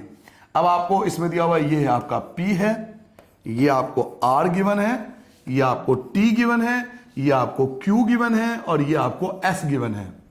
आपको 3 एंगल ऑलरेडी दिया हुआ है, कह रहा है इसकी वैल्यू जो है वो 95 है, इसकी वैल्यू 95 गिवन है, इस वाले एंगल की वैल्यू दे रखी है कि ये 40 है, 40 है, ये 40 है, और ये वाला एंगल जो है ये आपका 75 है, ये 75 है। तो सबसे पहला काम होता है डायग्राम को बिल्कुल अच्छे से ड्रॉ करना। तो ये जो डायग्राम आपको दिया है पहले से ड्रॉ कर लो, डायग्राम आप बना लोगे क्वेश्चन देखकर, ये रहा आपके सामने स्क्रीन पर, आपके बुक में भी है, बुक हो आपके पास तो बुक में से बना लो, डायग्राम बन गया आपका। अब हम डायग्राम बनाने के बाद लिखेंगे गिवन। तो चलिए क्वेश्चन नंबर 4 स्टार्ट करता हूं बेटा, और सबसे पहला स्टेप लिखूंगा गिवन, अगर आप हिंदी मीडियम हो तो लिखोगे दिया है। अब हम चेक करते हैं कि इस क्वेश्चन में मुझे क्या क्या गिवन है। तो 3 तो एंगल दिए हुए थे, मुझे साफ साफ दिखा था कि 3 एंगल मुझे गिवन था। तो देखिए 1 बाय 1 करके पढ़ते हैं, पहले क्वेश्चन को पढ़ो ध्यान से। फिगर आपको दिया हुआ, फिगर तो हमने बना लिया। Line P Q and R S जो है वो इंटरसेक्ट करता है टी पर। हाँ जी, इंटरसेक्ट करा था, टी बीच में आ रहा था। यहां से आपका शुरू होता है गिवन। देखिए आपको पहली चीज क्या गिवन है, पढ़ो बेटा, कि एंगल पी आर टी 40 है। तो 40 वाले एंगल, जो 40 वाला एंगल है, इसका नाम दिया हुआ है, तो नाम ढूंढने की जरूरत नहीं है, ऑलरेडी नाम गिवन है। तो जो नाम दिया हुआ है उसका इस्तेमाल करोगे। भाई आपका नाम आपके मम्मी पापा ने रखा हुआ है ना, तो आपको उसी नाम से पुकारेगा ना हर कोई। ऐसे ही इसका नाम आपको बुक में दिया हुआ है, तो हम यही नाम यूज करेंगे, angle P R T equal to 40 degree. ठीक है, तो पहली चीज मुझे मिल गई बेटा, एंगल पी आर टी जो है वो मेरे लिए 40 डिग्री है। पहली चीज मुझे मिल गई। सेकेंड ढूंढता हूं, angle R P T equal to 95। Angle R P T, इसकी वैल्यू 95 है, आर पी टी। तो दूसरी चीज, angle R P T equal to 95। R P T की वैल्यू 95 है। और एक एंगल और दिया हुआ है, क्या दिया हुआ है, 75 वाला। 75 वाले का नाम आपको देखो क्या दिया हुआ है, angle T S Q. T S Q तीसरा आपको दिया हुआ है, एंगल टी एस क्यू जो है वो 75 है। तो जो 3 एंगल आपको दिए हुए थे, उन तीनों के नाम आपके सामने ये दिए हुए हैं। तो जब भी आप इनका यूज करोगे तो नाम आप यही रखोगे, क्योंकि ऑलरेडी क्वेश्चन में हमें ये नाम गिवन है, तो हम इन्हीं नामों का इस्तेमाल करेंगे। ठीक है, जिस प्रकार से आपका नाम जो रखा हुआ है, हम सब वही इस नाम इस्तेमाल करते हैं ना आपके लिए, ऐसे ही यही वाले एंगल के नाम जो हमें आज दिए हुए हैं, हम इन्हीं का नाम इस्तेमाल करेंगे। सेकेंड स्टेप आता है बेटा टू फाइंड, कि हमें फाइंड क्या करना है। हिंदी में क्या लिखेंगे बेटा, ज्ञात करना है, ज्ञात करना है, टू फाइंड। अब हम देखते हैं हमें फाइंड क्या करना है। तो हमें फाइंड करना है एस क्यू टी। देखो एस क्यू टी, ये हमें फाइंड करना है। तो यहां लिखेंगे बेटा एंगल एस क्यू टी, ये हमें फाइंड करना है। चलिए जी, इन सब का नाम होने के बाद थर्ड स्टेप आता है आपका सॉल्यूशन। यहां से आपका सॉल्यूशन स्टार्ट होगा। हिंदी में लिखोगे बेटा हल। अब आराम से 1 बाय 1 आपको डायग्राम देखना है और आराम से एक एक चीज को समझते जाना है। वापस पहुंचता हूं डायग्राम पे। तो देखिए डायग्राम आपके सामने है। अब आराम से इस चीज को देखो। एक चीज बताओ बेटा, अगर आपको ये दिखाई दे रहा हो तो यहां पर जो है ना 3, ये ट्रायंगल है। ये जो है आपके लेफ्ट हैंड साइड पे ये ट्रायंगल है। मैं इसको थोड़ा रेड कलर में कर देता हूं और अच्छे से दिख जाएगा। ये एक ट्रायंगल है ना ट्रायंगल। और हम जानते हैं कि ट्रायंगल के तीनों एंगल का सम जो है 180 होगा। इसका नाम मैंने रख लिया 1, क्योंकि इसका नाम मेरे पास नहीं गिवन है, तो मैंने इसका नाम 1 रख लिया ताकि लिखने में आसानी हो। अगर आपके टीचर मना करते हैं, मान लो कई टीचर मना करते हैं आपके स्कूल में कि बेटा ये नाम नहीं रखना, 1 नहीं रखना, तो आप क्या करोगे, 1 की जगह इसका नाम लिख लोगे। नाम क्या होगा इसका, पी टी आर। नाम क्या रखोगे बेटा, पी टी आर। देखो मैंने तो 1 लिया है, मैंने तो 1 लिखा है। कई बार टीचर ऐसे होते हैं कि वो कहते हैं नहीं 1 नहीं लिखना, प्रॉपर नाम लिखो इसका। तो प्रॉपर नाम कैसे लिखेंगे, पी टी आर या आर टी पी। और ये मैंने आपको तरीका सिखाया था पहले कि ये वाली चीज बीच में आना चाहिए। चलिए बेफिलहाल हमें इन तीनों एंगल का सम जो है वो 180 होता है। हम अच्छे से जानते हैं कि 3 एंगल का सम 180 होता है। तो हम इन तीनों एंगल को पहले लेंगे, इनका सम 180 होता है। तो पहले तीनों एंगल का सम और इक्वल टू में 180 लिखेंगे। तो आपको देखो 95 वाले का नाम भी दिया हुआ है, 40 वाले का नाम भी दिया हुआ है। एंगल 1 आपने यूज करा है तो एंगल 1 लिख सकते हो आप। तो चलिए सबसे पहले लिखेंगे बेटा एंगल 1, कोई भी एंगल लिख सकते हो वैसे तो। दूसरा था 40 वाला, तो 40 वाले का नाम क्या है, पी आर टी। 40 वाले का नाम है बेटा P R T, P R T. And 95 वाले का नाम क्या है बेटा, R P T, R P T. Angle R P T, इन तीनों का जो सम होगा बेटा वो 180 होगा। कौन से रूल से, तो उसके लिए हम फॉलो करते हैं angle sum property. Angle sum property Hindi में लिखते हैं बेटा तीनों कोनों का योग, या पूरा लिखना चाहो तो लिख लो त्रिभुज के तीनों कोनों का योग। त्रिभुज के तीनों कोनों का योग, तीनों कोनों का योग, त्रिभुज के तीनों कोनों का योग। Angle sum property. तो ये 3 एंगल है, तीनों एंगल का सम 180। ये तो मैं आपको बहुत बार बता चुका हूं कि भाई जो 3 एंगल दिया होगा उन सब का जो सम होगा वो 180 होगा। अब आपको वैल्यू रखना है, तो 1 एंगल 1 मुझे नहीं पता, तो एंगल 1 की जगह एंगल 1 आएगा, क्योंकि एंगल 1 मुझे नहीं पता, एंगल 1 की वैल्यू नहीं पता।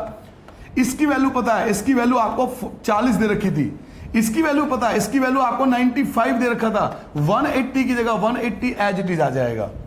एंगल 1 की जगह एंगल 1 फिर से, क्योंकि मुझे नहीं पता, प्लस इन दोनों को ऐड करूंगा तो 0 और 5 को ऐड करोगे 5 आ जाएगा, और 9 और 4 13, 135 हो गया, इक्वल टू 180 की जगह 180। अब देखिए आराम से, एंगल 1 की जगह फिर से एंगल 1, क्योंकि मुझे नहीं पता एंगल 1 की वैल्यू, 180 की जगह 180 एज इट इज, और ये जो प्लस का 135 है ये माइनस का 135 हो जाएगा। बेटा एंगल 1 की जगह एंगल 1 लिखूंगा, और 180 में से 135 माइनस करूंगा, 10 में से 5 गया आपका 5 बचेगा, अब ये 7 बचा, 7 में से 3 गया 4 बचा, तो एंगल 1 की वैल्यू आपके पास आ गया 45 डिग्री आ गया। एंगल 1 जो है वो 45 आ गया। आई होप आपको सभी को समझ में आ गया होगा। एक बार दोबारा देखो, इन तीनों एंगल का सम 180, एंगल सम प्रॉपर्टी से। एंगल 1 आपको नहीं पता, दूसरे की वैल्यू 40 आपको दे रखा है, तीसरे की वैल्यू 95 है, और इक्वल टू 180। 1 की जगह फिर से 1, इन दोनों को ऐड करा 135 हो गया, 180 की जगह 180। अब ये जो प्लस का 135 है ये आपके राइट हैंड साइड पे जाके माइनस का हो जाएगा, तो 180 में से 135 को माइनस कर दोगे तो आपका आंसर 45। तो एंगल 1 आ गया 45। अब जरा जो आपके राइट हैंड साइड में ब्लू कलर का ट्रायंगल है, जरा ब्लू कलर के वाले ट्रायंगल पे ध्यान दो। ट्रायंगल तो ये भी है, लेकिन ट्रायंगल सॉल्व करने से पहले एक चीज देखो, हमने एक रूल पढ़ा था कि आमने सामने के एंगल इक्वल होते हैं। इसका नाम आप रखोगे 2। इसका नाम क्या रखोगे? 2 आपको लिखना है। मान लो आपके टीचर मना करते हैं कि नहीं 2 नहीं लिखना, प्रॉपर एंगल का नाम लिखो, तो घबराना क्या है, आप प्रॉपर एंगल का नाम क्या लिख सकते हो? S T Q. क्लियर हो गया? एस टी क्यू, या फिर क्या लिख सकते हो? Q T S. प्रॉपर, अगर एंगल 2 नहीं लिखना, अगर मान लो कोई टीचर किसी स्कूल में मना करते हैं तो उलझना नहीं है उनसे, वो आपके भले के लिए बात कर रहे हैं कि ठीक है आप 1 और 2 क्यों शॉर्टकट कर रहे हो, आप प्रॉपर नाम दो मुझे एंगल का, तो क्या दिक्कत है? आप इसको बीच में ले लो, एस टी क्यू लिख लो या क्यू टी एस लिख लो, तो दिक्कत नहीं आएगी। ठीक है बेटा? अब हमने पढ़ा था कि आमने सामने के एंगल जो होते हैं वो इक्वल होते हैं। ये देखो ध्यान से, ये बिल्कुल आमने सामने के एंगल है। अगर आप देख पाओ तो ये आमने सामने के एंगल हैं। चलिए मैं आपको ग्रीन कलर करके दिखा देता हूं। ये जो एंगल 1 था, ये एंगल 1 था, और ये जो एंगल है इसका नाम एंगल 2 था। आप ध्यान से देखो, ये दोनों एंगल एक दूसरे के बिल्कुल अपोजिट हैं, एक दूसरे के बिल्कुल अपोजिट है। अब मैंने कलरफुल कर दिया तो आपको और अच्छे से दिखाई दे रहा होगा। इसको बोलते थे वर्टिकली अपोजिट एंगल, शीर्षाभिमुख कोण। याद करो, बताया था ये रूल 6.2 एक्सरसाइज में, याद आया? एक्सरसाइज 6.2 में आपको समझाया था बेटा, वर्टिकली अपोजिट एंगल, आमने सामने के कोण इक्वल होते हैं। इसका नाम क्या था? इसका नाम था 1 और इसका नाम था 2। तो एंगल 1 जो है वो एंगल 2 के इक्वल होगा, क्योंकि आमने सामने है। तो चलिए स्टार्ट करते हैं बेटा। यहां से सबसे पहले लिखेंगे एंगल 1 जो है वो एंगल 2 के इक्वल है। क्यों इक्वल है?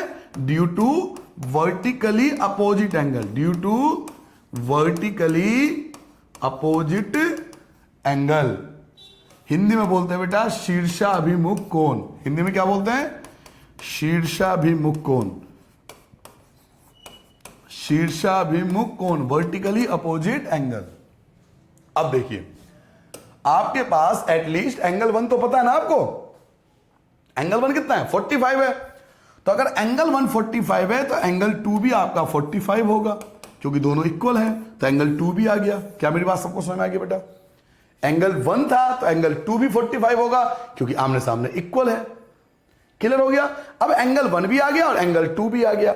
अब वापस डायग्राम पे जाते हैं। अब देखता हूं ये ब्लू कलर वाला, ये भी तो एक ट्रायंगल है ना, ये भी तो ट्रायंगल है ना, और ट्रायंगल के तीनों एंगल का जो सम होता है 180 होता है। इन तीनों का सम फिर से 180 होगा, इन तीनों का सम फिर से 180 होगा। तो कौन कौन सा एंगल है? एक है एंगल 2 जिसका आपने नाम रखा है, और अगर नाम नहीं लिखोगे, अगर 2 नहीं लिखना चाहते तो 2 की जगह एस टी क्यू या क्यू टी एस, जो भी आप लिखना चाहो। एक तो एंगल 2 है, आपको एंगल 2 लिखना है, दूसरा है 75। इसके नाम सोचने की जरूरत नहीं है क्योंकि 75 वाले का नाम मुझे दे रखा है, वेरी गुड। और इसका नाम भी सोचने की जरूरत नहीं है, क्यों? क्योंकि ये मुझे फाइंड करना है, इसका नाम भी दिया हुआ है। तो जिसका नाम मुझे दिया हुआ उसकी तो भी टेंशन लेने की जरूरत नहीं है। तो एंगल, एक तो एंगल 2 है, एक तो एंगल 2 है, एक तो ये वाला एंगल 2 है, एक 75 वाला और एक जो मुझे फाइंड करना है वो वाला। तीनों एंगल का सम 180 होगा क्योंकि ये ट्रायंगल है। तो चलिए स्टार्ट करते हैं बेटा। एक तो लिखूंगा एंगल 2, तो सबसे पहले लिखूंगा एंगल 2 प्लस दूसरा एंगल है 75 वाला। तो 75 वाले का नाम आपको क्वेश्चन में दे रखा था, क्या दे रखा था? देखो यहां पे गिवन है टी एस क्यू, तो 75 वाले का नाम लिखूंगा T S Q, angle T S Q. और तीसरा जो मुझे फाइंड करना है, फाइंड क्या करना है? एस क्यू टी, इसका भी नाम मुझे दिया हुआ है, तो तीसरे का नाम लिखूंगा बेटा एस क्यू टी। क्लियर हो गई मेरी बात? बहुत सबसे आसान तरीके से कोशिश करता हूं कि दुनिया में सबसे इजी तरीका जो हो सकता है वो आपको सामने लाऊं। एंगल 2 आपने नाम दिया है, आपने उसका नामकरण किया था। ये वाला 75 नाम गिवन है, ये वाला आपको फाइंड करना है, तो ये वाला नाम भी दिया हुआ है। तो जो नाम दिया हुआ उसके लिए सोचने की जरूरत नहीं है। हमें पता है कि इन तीनों का सम जो होता है वो 180 होता है। कौन सा रूल से? तो एंगल सम प्रॉपर्टी, फिर से वही rule, angle sum property, angle sum property का यूज करेंगे। तीनों कोनों का योग, तीनों कोनों का योग। चलिए जी भाई साहब आगे बढ़ते हैं। अब इनकी वैल्यू 1 बाय 1 रिप्लेस करेंगे। क्या आपको एंगल 2 की वैल्यू पता है? जी सर पता है, देखो ऊपर लिखा हुआ है 45। क्या आपको टी एस क्यू की वैल्यू पता है? बिल्कुल पता है सर जी, 75 था। क्या आपको एस क्यू टी ने पता है? नहीं पता, 180 की जगह 180। क्या समझ में आ गया बेटा सबको? एंगल 2 45 था, इसकी वैल्यू 75 था, ये हमें नहीं पता, 180 की जगह 180। इन दोनों को ऐड करोगे तो 120 हो जाएगा, 120 हो जाएगा, दोनों को ऐड करके देख लेना। प्लस एस क्यू टी की जगह S Q T as it is, 180 की जगह 180 रहेगा एज इट इज। अब आपको फाइंड क्या करना है? आपको फाइंड करना है एस क्यू टी, तो 180 की जगह 180 और जो प्लस का 120 है ये आप माइनस कर दोगे 120। तो S Q T equal to 180 में से 120 माइनस कर दोगे तो ये आपका 60 जो होगा ये आपका रिक्वायर्ड आंसर आ गया। तो इसे बोलेंगे ये आपका रिक्वायर्ड आंसर, जो हमें फाइंड करना था वो हमने फाइंड कर लिया। अब एक बार 1 बाय 1 स्टेप दोबारा एक बार शुरू से लेकर अंत तक इस क्वेश्चन का फिर से समझ लो, ठीक है? कोई बच्चा अगर मैथ कमजोर है तो उसे और भी अच्छे से क्लियर कर देता हूं। देखिए बेटा यहां से स्टेप स्टार्ट होता है। 3 एंगल का सम 180 होता है। एंगल 1 मुझे नहीं पता, इसकी वैल्यू 40 है, इसकी वैल्यू 95 है, 180 की जगह 180। एंगल 1 की जगह एंगल 1 लिखूंगा, इन दोनों को ऐड करूंगा तो 135, 180 की जगह 180 आ जाएगा। एंगल 1 की जगह एंगल 1, ये प्लस का आपका माइनस हो गया। एंगल 1 की जगह एंगल 1, इसे माइनस करूंगा 45, ये आ गया एंगल 1।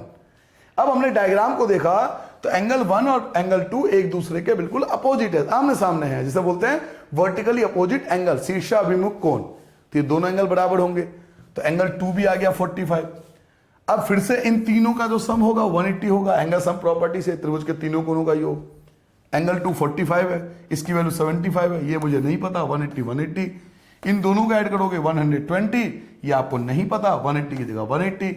ये जो 120 है बेटा ये आपका लेफ्ट राइट हैंड साइड पे जाके माइनस हो जाएगा, और 180 में से 120 माइनस करो 60, तो जो 60 होगा ये आपका रिक्वायर्ड आंसर आ गया।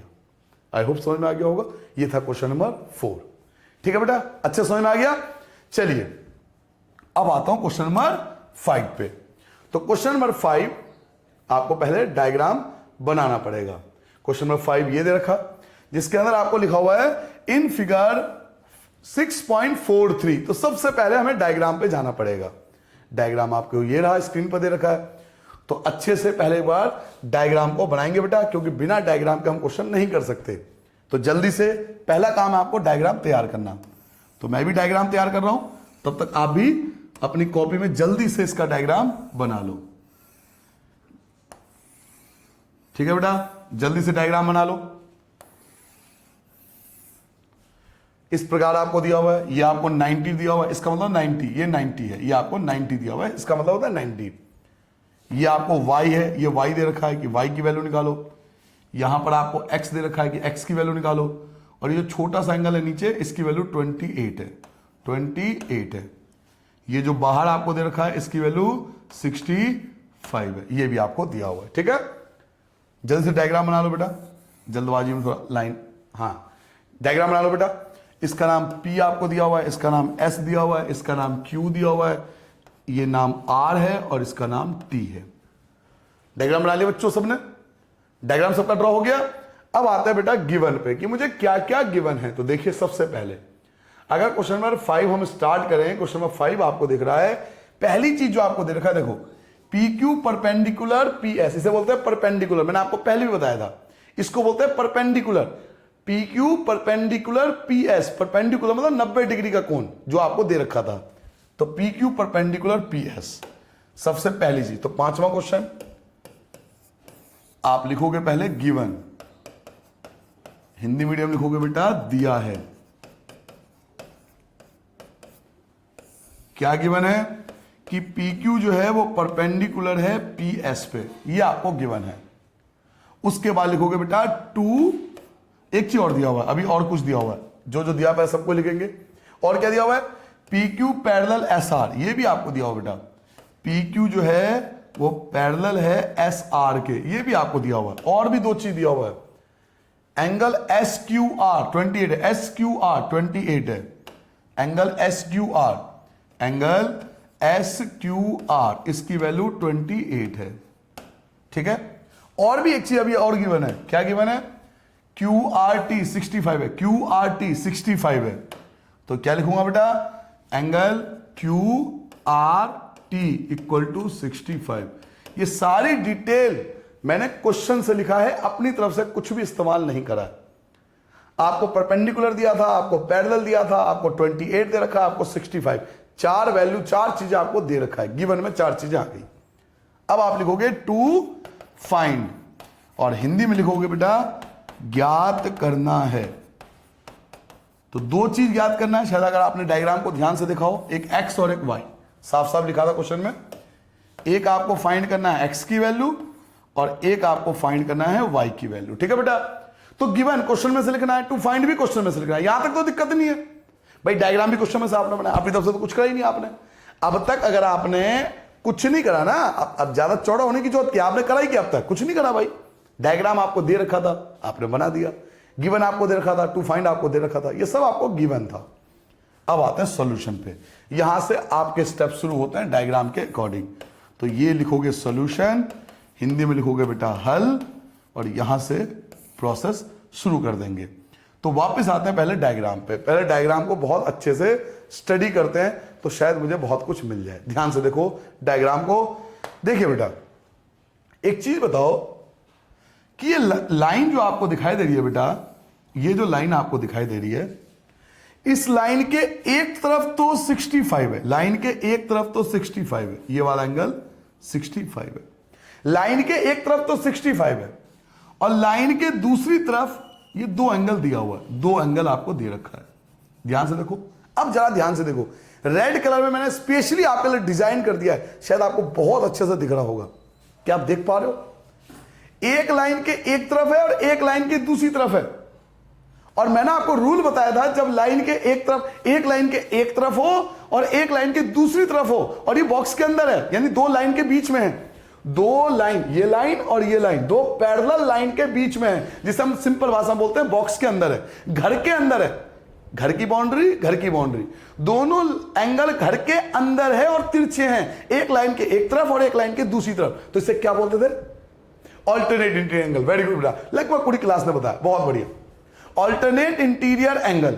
ठीक है भाई साहब, कि लाइन के एक तरफ और लाइन की दूसरी तरफ आपने कहा था सर जी ये ऑल्टरनेट इंटीरियर एंगल होता है, अंतः एकांतर कोण होता है। तो दोनों का नाम लिख लेते हैं।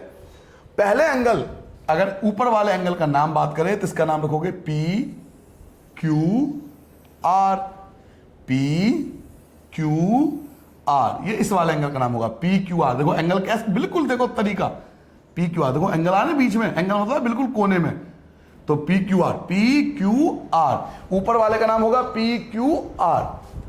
तो एक एंगल का नाम तो आपका आ गया P Q are, P Q are, और दूसरा एंगल दिया हुआ है 65। तो 65 वाले का नाम सोचने की जरूरत नहीं है मुझे। क्यों जरूरत नहीं है? क्योंकि 65 वाले का नाम मुझे ऑलरेडी गिवन है। देखो क्यू आर टी 65, तो क्यू आर टी क्या नाम दिया बेटा? क्यू आर टी, यहां लिखूंगा क्यू आर टी। अब ये दोनों एंगल क्यों इक्वल है? Due to alternate interior angle, alternate interior angle, due to alternate interior angle. Hindi में बोलते हैं बेटा अंतः एकांतर कोण, अंतः एकांतर कोण, due to alternate interior angle. ये दोनों एंगल इक्वल हो गए। अब आपको पी क्यू आर, अगर आप डायग्राम को ध्यान से देखो तो पी क्यू आर के अंदर, पी क्यू आर के अंदर, पी क्यू आर, इस पी क्यू आर के अंदर दो एंगल आ रहे हैं। एक आ रहा है एक्स वाला और एक आ रहा है 28 वाला। ध्यान से देखो, पी क्यू आर जो आप बार बार बोलो ना, P Q are, P Q are, इस पी क्यू आर के अंदर दो एंगल आ रहे हैं। इसके कोने में दो एंगल आपको समाये हुए दिखाई दे रहे हैं, एक एक्स वाला और एक 28 वाला दिखाई दे रहा है। एक एक्स है और 28 है, दोनों इसी के तो पार्ट है। पी क्यू आर, ये जो पी क्यू आर है इसके अंदर दो एंगल आ रहे हैं, एक एक्स वाला और एक 28 वाला। तो एक तो एंगल एक्स वाला, एक तो एक्स है, और प्लस एक 28 वाला। तो 28 वाले का नाम क्या था? 28 वाले का नाम है एस क्यू आर। तो एक तो एक्स है और एक का नाम है एस क्यू आर। ये जो पी क्यू आर है इसके अंदर दो एंगल हैं। पी क्यू आर के अंदर बेटा दो एंगल हैं, एक एक्स है और एक एस क्यू आर है। तो इसकी जगह दो एंगल लिखना पड़ेगा क्योंकि इसके अंदर दो एंगल है। इसकी वैल्यू मुझे 65 दे रखी थी, तो इसकी जगह तो 65 आएगा क्योंकि गिवन था क्वेश्चन के अंदर। एक्स हमें नहीं पता, प्लस ये तो पता है 28 था, 65 की जगह 65, भाई इसकी वैल्यू 28, 65 की जगह 65। अब मैं जानता हूं आप में से हर बच्चे के चेहरे खिल गए होंगे कि सर जी अब करना क्या है। अब तो x 65, सर जी प्लस का आप कर दो माइनस और आपकी वैल्यू आ जाएगी। x इक्वल 65 में से 28 माइनस करो, 15 में से 8 माइनस करोगे 7, 5 में से 2 माइनस करोगे 3। तो ये जो होगा ये आपका पहला आंसर आ जाएगा। x की वैल्यू आगे आ गई 37। x आपका कितना आ गया बेटा? 37। क्या सबको समझ में आ गया बच्चों? एक बार दोबारा समझना चाहोगे स्टार्टिंग से? एक बार दोबारा डायग्राम के अंदर देखो, जल्दी से देखो। ये जो आपने लिखा पी क्यू आर, इसके अंदर दो एंगल हैं, एक का नाम है x और एक का नाम है 28। तो पी क्यू आर के अंदर दो एंगल लिखेंगे, एक x वाला और एक 28 वाले का नाम लिखेंगे। 60, इसकी वैल्यू 65 है, x की जगह x, इसकी वैल्यू 28 है, 65 की जगह 65, प्लस का ये हो जाएगा माइनस। बेटा 65 में से 28 माइनस करोगे 37, तो x की वैल्यू 37। ये आपका पहला आंसर आ गया। अब आते हैं सेकंड पार्ट पे कि अब सर जी आप सेकंड पार्ट भी कर देते तो बहुत मजा सा आ जाता। सर कोई बात नहीं बेटा, मैं सेकंड पार्ट करने वाला हूं।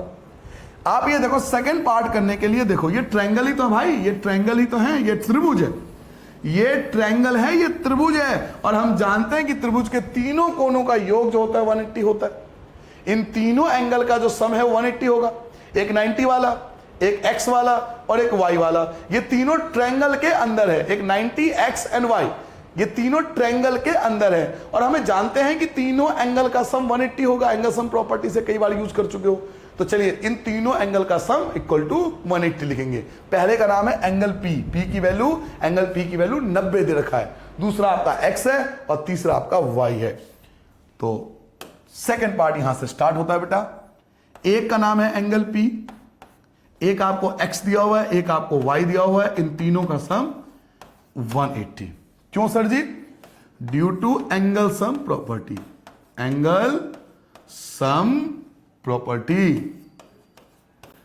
Due to angle sum property. Hindi में लिखोगे बेटा तीनों कोनों का योग, त्रिभुज के तीनों कोनों का योग, एंगल सम प्रॉपर्टी। नाउ अब आपको केवल वैल्यू को रिप्लेस करना है।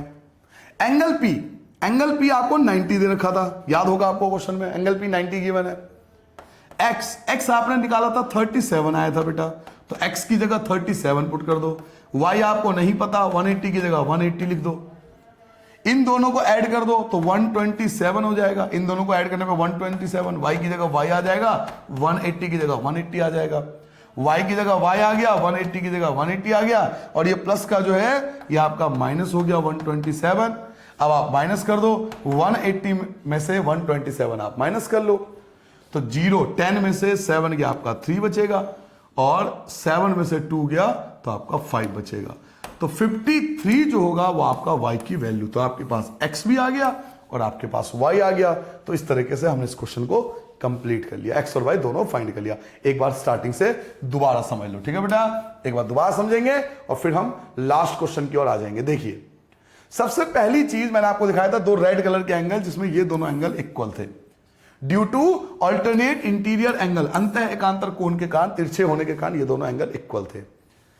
बस मेन ये था कि पी क्यू आर के अंदर दो एंगल आ रहा था, तो इसकी जगह दो एंगल लिख दिया, इसकी वैल्यू 65 है, एक्स की जगह एक्स, ये 28 और 65, ये जो प्लस का 28 है माइनस 28 हो गया, 65 में से 28 माइनस करोगे 37, तो एक्स की वैल्यू 37 आपने फाइंड कर लिया। दूसरे पार्ट देखो, ट्रायंगल के तीनों एंगल का सम 180 होता है, हम बहुत अच्छे से जानते हैं। पी की वैल्यू 90 है, एक्स की वैल्यू 37 है, वाई मुझे नहीं पता, 180 इन दोनों को ऐड करोगे 127 बैठ जाएगा, वाई की जगह वाई, 180 की जगह 180, ये जो प्लस का है ये इधर आके माइनस हो जाएगा, 180 में से 127 माइनस करो 53। कितना सिंपल क्वेश्चन है बताओ, कंप्लीट हो गया। ठीक है बेटा, अब आते हैं एक्सरसाइज का लास्ट क्वेश्चन, जो कि बेहतरीन क्वेश्चन है और मैं आपको लिख के देता हूं। नॉर्मली 99.99% यही क्वेश्चन आपके पेपर में आता है, क्वेश्चन नंबर 6 जो आप सॉल्व करने वाले हो। तो चलिए बेटा, क्वेश्चन नंबर 6 का डायग्राम पहले देखिए, आपको दिया हुआ है। पहले क्वेश्चन भी थोड़ा पढ़ना चाहो तो क्वेश्चन भी देख लो, क्योंकि डायग्राम तो हमें बनाना ही पड़ेगा। देखिए क्वेश्चन में आपसे क्या कह रहा है कि आपको एक फिगर दिया हुआ है 6.44। तो सबसे पहले क्योंकि फिगर दिया हुआ है तो आपको पहले ये डायग्राम बनाना पड़ेगा। ठीक है बेटा, हल्का सा और बड़ा कर देता हूं आपके लिए, ये आपको डायग्राम बनाना पड़ेगा बेटा। तो चलिए सबसे पहले डायग्राम फॉर्मेशन करते हैं, आप भी जल्दी से डायग्राम बनाओ। सबसे पहले एक लाइन आपको दे रखी है, ये आपको दे रखा है Q, ये आपके लिए है R और ये आपके लिए है S। उसके बाद ये ट्रायंगल है, इसका नाम P है, और इवन ये ट्रायंगल भी दे रखा है, इसका नाम T है। एक यहां दे रखा है जिसमें ये कह रहा है कि ये दोनों पार्ट इक्वल है, ये दोनों पार्ट इक्वल है। मैं फिल कर देता हूं, ये ग्रीन वाला एंगल, ये ग्रीन वाला एंगल और ये रेड वाला एंगल, ये दोनों इक्वल है। ये क्वेश्चन में दे रखा है कि दोनों पार्ट इक्वल है, ग्रीन वाला और रेड वाला दोनों पार्ट इक्वल है, ये आपको क्वेश्चन में दे रखा है। ठीक है बेटा,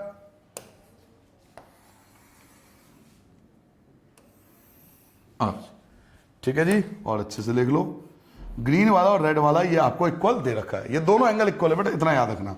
एक ग्रीन कलर का है और एक रेड कलर का है, ये दोनों एंगल आपके लिए इक्वल है। ऐसे ही यहां भी दो एंगल इक्वल दिया हुआ है, एक आपका ये ग्रीन कलर का एंगल, ये ग्रीन कलर का एंगल बना देता हूं मैं आपके लिए, एक ये वाला एंगल ग्रीन कलर वाला, और एक आपका रेड कलर वाला, ये भी आपको इक्वल दे रखा है। ये दोनों एंगल भी इक्वल है, ये दोनों एंगल आपस में इक्वल है और ये एंगल भी आपको आपस में इक्वल है। आपको दिख रहा होगा बहुत अच्छे से डायग्राम। ठीक है बेटा, तो चलिए स्टार्ट करते हैं बेटा इस क्वेश्चन को सॉल्व करना। देखिए बच्चों, सबसे पहले क्वेश्चन में हमें लिखना पड़ता है गिवन, तो वापस चलते हैं और यहां लिखते हैं सबसे पहले क्वेश्चन नंबर 6, और क्या हेडिंग डालोगे, गिवन, हिंदी में लिखोगे दिया है। देखते हैं हमें क्वेश्चन में क्या क्या गिवन है। पहले गिवन की ओर फोकस करते हैं कि हमें क्वेश्चन में क्या क्या दे रखा है। तो देखिए क्वेश्चन पढ़ते हैं इसके लिए। सबसे पहले आपने फिगर तो पढ़ ही लिया, आगे क्या लिखा हुआ पढ़ो बेटा। The side Q R of triangle P Q R, दो क्यू आर जो है is produced to, Q R को आगे बढ़ाते हैं और उसे एस तक मिलाते हैं। ठीक है, मिला दिया। इफ द बाइसेक्टर, बाइसेक्टर आपको याद है, बाइसेक्टर समद्वि भाजक, बाइसेक्टर होता है दो इक्वल पार्ट में बांटना। बाइसेक्टर कौन होता है, दो इक्वल पार्ट में बांटना। इफ द बाइसेक्टर, यदि दो इक्वल पार्ट में, तो डायग्राम आपने देखा ही था, दो इक्वल पार्ट में बटे थे ना। अगर आपने डायग्राम ध्यान से देखा होगा तो दो इक्वल पार्ट में बटे थे ना। देखो ये दो इक्वल पार्ट, ये दो इक्वल पार्ट, तो इन्हें बोलेंगे बाइसेक्टर, इस लाइन को बोलेंगे बाइसेक्टर। ये जो बीच की लाइन है इसे बोलेंगे बाइसेक्टर, क्योंकि ये दो इक्वल पार्ट में बांट रहा है। ऐसे इसको भी बोलेंगे बाइसेक्टर। क्यों बोलेंगे बाइसेक्टर? क्योंकि ये दोनों भी इक्वल पार्ट में बांट रहा है। तो जो इक्वल पार्ट में बांटता है उसे बाइसेक्टर कहते हैं। जैसे घर में बीच में दीवार खींच देते ना, प्रॉपर्टी का बंटवारा हो जाता है, बीच में बाउंड्री खींच दी, तो वो जो बाउंड्री है वो बाइसेक्टर कहलाएगा, क्योंकि उसने दो इक्वल पार्ट में बांट दिया। तो जो इक्वल पार्ट में बांटता है उसको बाइसेक्टर कहते हैं, समद्वि भाजक कहलाएगा। ठीक है, आगे पढ़ते हैं बाइसेक्टर के बाद। Of triangle P Q are and, दो ट्रायंगल का बाइसेक्टर हुआ था और एक पीआरएस का भी बाइसेक्टर हुआ था, जो कि टी पर मिलते हैं। तो प्रूव करके दिखाओ, आपको प्रूव करना है ये चीज, ये वाला केस आपको प्रूव करना है, ये आपको ये चीज प्रूव करके देना है। क्या प्रूव करना है? कि एंगल क्यू टी आर जो है वो हाफ है क्यू पी आर के, क्यू टी आर हाफ है क्यू पी आर के, ये आपको प्रूव करना है। तो ओवरऑल क्वेश्चन में देखा जाए तो मुझे केवल बाइसेक्टर ही दिया हुआ है, केवल बाइसेक्टर से ही मुझे खुश होना पड़ेगा। केवल यही चीज दिया हुआ है कि ये दोनों एंगल आपस में इक्वल है। तो चलिए बेटा इनका नाम लिख लेते हैं, जो दिया है पहले उसका इस्तेमाल कर लेते हैं। अगर मैं इसका नाम रखूं, इसका नाम फर्स्ट, ऊपर वाले का नाम, नीचे वाले का नाम। पहला एंगल ऊपर वाले का नाम क्या लिखूंगा? P Q T, P Q T, ये हो गया ऊपर वाले एंगल का नाम। तो एक एंगल मुझे मिल गया, एंगल क्या नाम रखा था बेटा आपने? P Q T. तो P Q T, P Q T जो है वो इक्वल दे रखा है, किसके इक्वल है? नीचे वाले के। और नीचे वाले का नाम क्या है बेटा? T Q R. नीचे वाले एंगल का नाम क्या होगा? T Q R. तो नीचे वाले एंगल का नाम रख दूंगा Q T R. Q T R था या क्या नाम था? एक minute, T Q R, sorry, T Q R, T Q R. तो नाम रख देता हूं बेटा टी क्यू आर। एक तो ये इक्वल दे रखा है, एक तो ये इक्वल दे रखा है, जो ग्रीन कलर और रेड कलर की मैं बात कर रहा था। एक तो ये एंगल इक्वल दे रखा है, और दो एंगल और भी तो इक्वल हैं, दो एंगल और भी तो इक्वल हैं। कौन कौन सा एंगल इक्वल है? देखो कौन कौन सा एंगल इक्वल है। एक ये वाला एंगल, इस वाले एंगल का नाम क्या रखोगे? P R T, P R T, ये इस वाले एंगल का नाम होगा। तो पी आर टी बराबर दे रखा है किसके? इस वाले एंगल के। इसका नाम होगा T R S, T R S, T R S, T R S. तो T R S, T R S, ये दो बस मुझे गिवन है, ये दो एंगल इक्वल गिवन है बाइसेक्टर के कारण, कि ये वाला एंगल इसके इक्वल है, ये वाला एंगल इसके इक्वल है। क्यों? क्योंकि बीच में बाइसेक्टर था। बाइसेक्टर का मतलब दो एंगल बराबर हिस्सों में बांट रहा था, ये आपको गिवन था। अब आप लिखोगे बेटा टू फाइंड या टू प्रूव, इसमें आएगा बेटा टू प्रूव, सॉरी क्या लिखोगे? To prove. हिंदी में लिखेंगे सिद्ध करना है, सिद्ध करना है, टू प्रूव। अब हम देखते हैं मैं फाइंड, सॉरी टू प्रूव क्या करना है, क्या प्रूव करना है? पढ़ो, क्या प्रूव करना था बेटा? आपको प्रूव करना था कि एंगल क्यू टी आर जो है, angle Q T R, angle Q T R, angle Q T R जो है वो हाफ है, किसके हाफ है? क्यू पी आर के, क्यू पी आर के, एंगल क्यू पी आर के हाफ है, ये आपको प्रूफ करना है। क्यू टी आर जो है वो क्यू पी आर का हाफ है, क्यू पी आर का हाफ है, ये चीज आपको प्रूफ करना है। 1/2 का मतलब हाफ, ये आपको ये चीज प्रूफ करना है। ठीक है बेटा, तो अब तक आपने क्या करा? अपनी तरफ से तो कुछ नहीं करा अब तक। अगर आप सोचोगे आपने बहुत कुछ कर लिया, तो अब तक इस क्वेश्चन में आपने कुछ नहीं करा, और बाकी भी क्वेश्चन में देखो तो आपने अब तक कुछ नहीं करा। इस क्वेश्चन के अंदर क्या करा? हमने करा क्या है? सबसे पहले बेटा हमने डायग्राम बनाया जो कि हमें दे रखा था, फिर आपने टू गिवन लिखा, पहले गिवन लिखा तो गिवन भी हमें दे रखा था एक तरह से बाइसेक्टर के रूप में, फिर आपने लिखा टू प्रूव, तो टू प्रूव भी आपको दे रखा था। थर्ड स्टेप आता है आपका प्रूफ। प्रूफ भी लिख सकते हो या सोल्यूशन भी लिख सकते हो, जो आपको अच्छा लगे वो लिख लेना। हिंदी में से आप प्रमाण लिख सकते हो कि आप प्रमाण दे रहे हो, या हल, जो आपके टीचर लिखवाएं आप वो लिख लेना। अलग अलग स्कूल में अलग अलग वर्ड यूज किया जाता है। तो चलिए बेटा यहां से प्रूफ स्टार्ट करते हैं, और प्रूफ करने के लिए हमें डायग्राम को बहुत कीनली स्टडी करना पड़ेगा। बहुत ज्यादा एग्जाम में भी ये क्वेश्चन आता है, इसलिए प्लीज ध्यान से देखना। क्या आप में से किसी बच्चे को रूल नंबर 2 याद है? बेटा रूल नंबर 2 समझाया था मैंने, रूल नंबर 2 आपको समझाया था, याद करो रूल नंबर 2। हाँ, एक्सरसाइज स्टार्ट करने से पहले, कि दो अंदर वाले एंगल का सम अगर ऐड कर दिया जाए, दो इंटीरियर एंगल का सम एक्सटीरियर एंगल के इक्वल होता है। याद करो, याद आया? दो इंटीरियर एंगल का सम एक्सटीरियर एंगल के इक्वल होता है, पढ़ा था आपने। सबसे पहले जो ट्रायंगल मैं आपको दिखा रहा हूं, आप प्लीज उस पर फोकस करना, सभी बच्चे ध्यान से देखें। पहले मैं केवल इस ट्रायंगल को ले रहा हूं, इसी पे आपकी निगाहें आप इस पे होनी चाहिए। इसके दो अंदर वाले एंगल, यानी एक एंगल ये वाला आपका, एक एंगल तो आप ये वाला देखो, एक एंगल तो आपका ये वाला, ये पहला एंगल, और दूसरा एंगल ये वाला। अगर इन दोनों एंगल का सम, इन दोनों जो ब्लू कलर का एंगल आपको दिख रहा है, ये दोनों इंटीरियर एंगल कहलाएंगे बेटा। दो अंदर वाले एंगल का सम बाहर वाले के इक्वल होगा। बाहर रेड कलर का है, केवल रेड वाला है, ग्रीन वाला मत ले लेना, ये ग्रीन वाला मत लेना, ग्रीन तो अंदर है। एक्सटीरियर एंगल थ्योरम क्या कहता है? दो अंदर वाले एंगल का सम बाहर वाले एंगल के इक्वल होता है।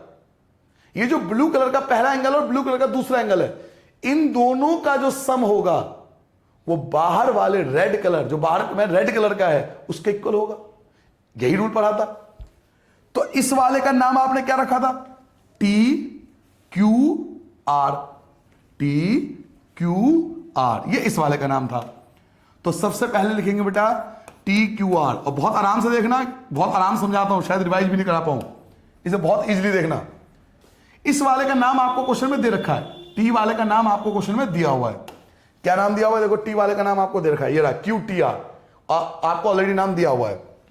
तो क्यू टी आर, ये दोनों एंगल का सम, इन दोनों एंगल का सम, दो अंदर वाले एंगल का सम बाहर वाले के इक्वल होगा। और बाहर वाले का नाम आपने रखा था टी आर एस, याद करो, T R S, T R S, angle T R S. Clear हो गया बेटा? क्यों इक्वल है? इन दो इंटीरियर एंगल का सम एक्सटीरियर के बराबर होता है, और इसको हम बोलते हैं exterior angle theorem. Exterior angle theorem, Hindi में लिख लोगे सिंपल, बाह्य कोण। ये रूल ये कहता है कि दो अंदर वाले इंटीरियर एंगल का जो सम होगा, दो इंटीरियर एंगल का जो सम होगा वो एक्सटीरियर एंगल के इक्वल होगा। दो अंदर वाले कोणों का योग अगर कर दिया जाए तो बाहर वाले कोण के बराबर होगा। ये आपने पढ़ा था बहुत अच्छे से, और बार बार पढ़ा था आपने, याद आ गया होगा आपको, कुछ बच्चों को याद आ गया होगा। क्लियर है? ये वाला पार्ट यहीं पे आप छोड़ दोगे, इससे ज्यादा आप इसे सॉल्व नहीं करोगे। आप इसे ज्यादा क्या लिख सकते हो कि ये फर्स्ट पार्ट मेरा सॉल्व हो गया, ये आपका पहला पार्ट सॉल्व हो गया, फर्स्ट पार्ट आपका यहीं पे खत्म हो जाता है। अब आप दूसरे पे ध्यान दो, दूसरा ट्रायंगल। अब मैं फिर से रेड कलर कर रहा हूं, चलो इस बार ब्लू कर देता हूं और अच्छे से दिख जाएगा। देखिए दूसरा ट्रायंगल, देखो बहुत आराम से एक चीज को बेटा बहुत आराम से ऑब्जर्व करना। दूसरा ट्रायंगल दिख रहा है आपको? ये रहा दूसरा ट्रायंगल, ब्लू कलर का दूसरा ट्रायंगल। इसके भी दो इंटीरियर एंगल का सम बाहर एक्सटीरियर इक्वल होगा। तो इसके कौन कौन से इंटीरियर एंगल है? ध्यान से देखो, एक इंटीरियर एंगल है ये वाला, एक इंटीरियर एंगल ये वाला। इसके लिए आप उसको भूल जाओ, इसका काम खत्म, इस वाले रेड वाले का काम खत्म, इस पर ध्यान ही नहीं देना। रेड वाले को देखना ही नहीं है, आप केवल ब्लू वाले पे फोकस करो।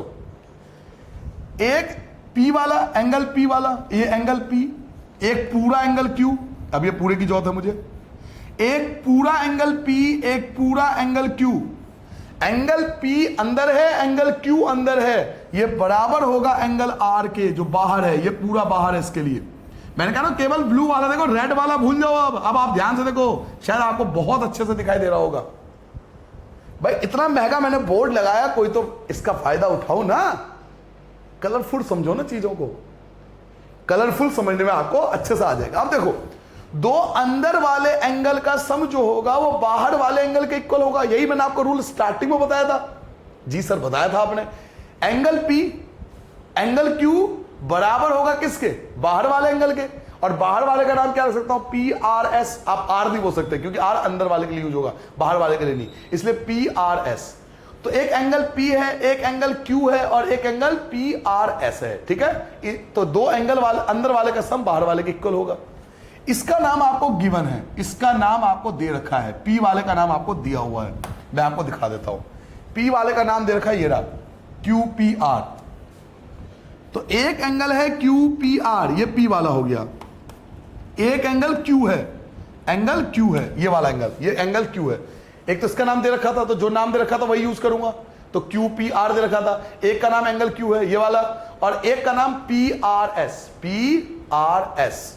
तो P R S equal to होगा बेटा पी आर एस। फिर से दो अंदर वाले एंगल का सम जो है वो बाहर वाले एंगल के इक्वल होगा। क्यों? एक्सटीरियर एंगल थ्योरम से। अब यहां से गेम आपका शुरू होता है। एक एक चीज को ध्यान से देखो। क्यू आर एस की जगह क्यू पी आर की जगह क्यू पी आर, कोई चेंज नहीं करना। क्यू पी आर की जगह क्यू पी आर, कोई चेंज नहीं करोगे। एंगल क्यू के अंदर बेटा दो एंगल है, ध्यान से देखो। एंगल क्यू के अंदर दो एंगल है। एंगल क्यू के अंदर दो एंगल है, यस और नो? दो एंगल है ना। एंगल क्यू में जो आपको दो एंगल है, एक ऊपर वाला एंगल है, एक नीचे वाला एंगल है, जो दोनों इक्वल थे, याद करो। तो ऊपर वाले का नाम क्या रखा था? P Q T, P Q T. ऊपर वाले का नाम था पी क्यू टी, ऊपर वाले का नाम था पी क्यू टी। और नीचे वाले का नाम क्या था? नीचे वाले का नाम था T Q R, T Q R, T Q R. क्या समझ में आया बेटा? एंगल क्यू के अंदर दो एंगल थे, तो दोनों का नाम लिखना पड़ेगा। एंगल देखो, इसकी जगह एज इट इज, ये जैसा था वैसा लिख लिया। एंगल क्यू के अंदर दो एंगल थे, तो दोनों का नाम लिखना पड़ेगा। ऐसे ही P R S, P R S के अंदर भी दो एंगल है, ध्यान से देखो। इस पी आर एस के अंदर भी तो दो एंगल है ना, एक अंदर है एक बाहर है, एक अंदर है एक बाहर है, एक ये वाला एंगल, एक ये वाला एंगल, दो एंगल है। तो अंदर वाले का क्या नाम रखा था आपने? याद करो, P R T, P R T रखा था। अंदर वाले का नाम आपने पी आर टी रखा था, एंगल पी आर टी रखा था। और बाहर वाले का क्या नाम रखा था? तो बाहर वाले का नाम था T R S, T R S, angle T R S. बिल्कुल यहीं से गेम स्टार्ट है। मेन चीज आपको यही समझना है। मैं थोड़ा और छोटा कर देता हूं, आपको दिखा सकूं। देखिए, चीजों को समझो। क्यू पी आर की जगह Q P R as it is लिख दिया। एंगल क्यू के अंदर दो एंगल थे, तो दोनों के नाम लिख दिया। पी आर एस के अंदर भी दो एंगल थे, दोनों के नाम लिख दिया। ठीक है बेटा? फिर से देखो, क्यू पी आर की जगह Q P R as it is लिख दिया। क्यू पी आर की जगह Q P R, Q P R की जगह क्यू पी आर, प्लस क्या लिखा हो बेटा? P Q T, P Q T. एक बात बताओ, पी क्यू टी किसके इक्वल था? ये जो पी क्यू टी है, ये किसके इक्वल था? तो पी क्यू टी किसके इक्वल था? देखो आपको दे रखा है, पी क्यू टी इक्वल था टी क्यू आर के। पी क्यू टी बराबर है टी क्यू आर के। तो पी क्यू टी की जगह, पी क्यू टी की जगह लिखूंगा टी, कौन सा था? पी क्यू टी की जगह टी क्यू आर। तो पी क्यू टी की जगह T Q R, plus T Q R की जगह टी क्यू आर, ये एज इट इज, ये जैसा है वैसा लिख दिया। इधर आ जाओ, क्या लिखा बेटा? P R T. क्या लिखा हुआ है? P R T. तो भाई पी आर टी की जगह फिर से पी आर टी, प्लस क्या लिखा हुआ है? T R S. क्या लिखा हुआ बेटा? T R S. और देखो टी आर एस की वैल्यू आपके पास है, T R S, T R S, T R S की वैल्यू आपके पास दे रखा है। ये देखो, ये दे रखा है टी आर एस। एक चीज और, आप पी आर टी की जगह भी टी आर एस लिख सकते हो, क्योंकि दोनों इक्वल थे। तो पी आर टी की जगह भी टी आर एस लिख दिया, और टी आर एस की जगह टी आर एस। फिर से एक बार स्टार्टिंग से दोबारा। सर जी एक बार कंफ्यूज होगा, दोबारा से बताओ। सर जी दोबारा समझ लो एक बार। देखो, पहली चीज, ये क्वेश्चन आपको 2 से 3 बार करना पड़ेगा, एक बार में नहीं आएगा। मैंने इसलिए बोला था, बहुत इंपॉर्टेंट, बहुत ज्यादा एग्जाम में आता है। सुनिए, दो अंदर वाले एंगल का सम बाहर वाला, दो अंदर वाले एंगल का सम बाहर वाला। एक्चुअल बताऊं मैं, यहीं पे क्वेश्चन खत्म हो गया। इसके बाद जो स्टेप बताऊंगा ना, वो ज्यादा कोई बड़ा स्टेप नहीं है, एक्चुअल में दिखा बताऊंगा। अब जो आपको सिखाऊंगा कोई बड़ा स्टेप नहीं सिखाऊंगा, केवल ये 2 चीज आपको याद रखनी है।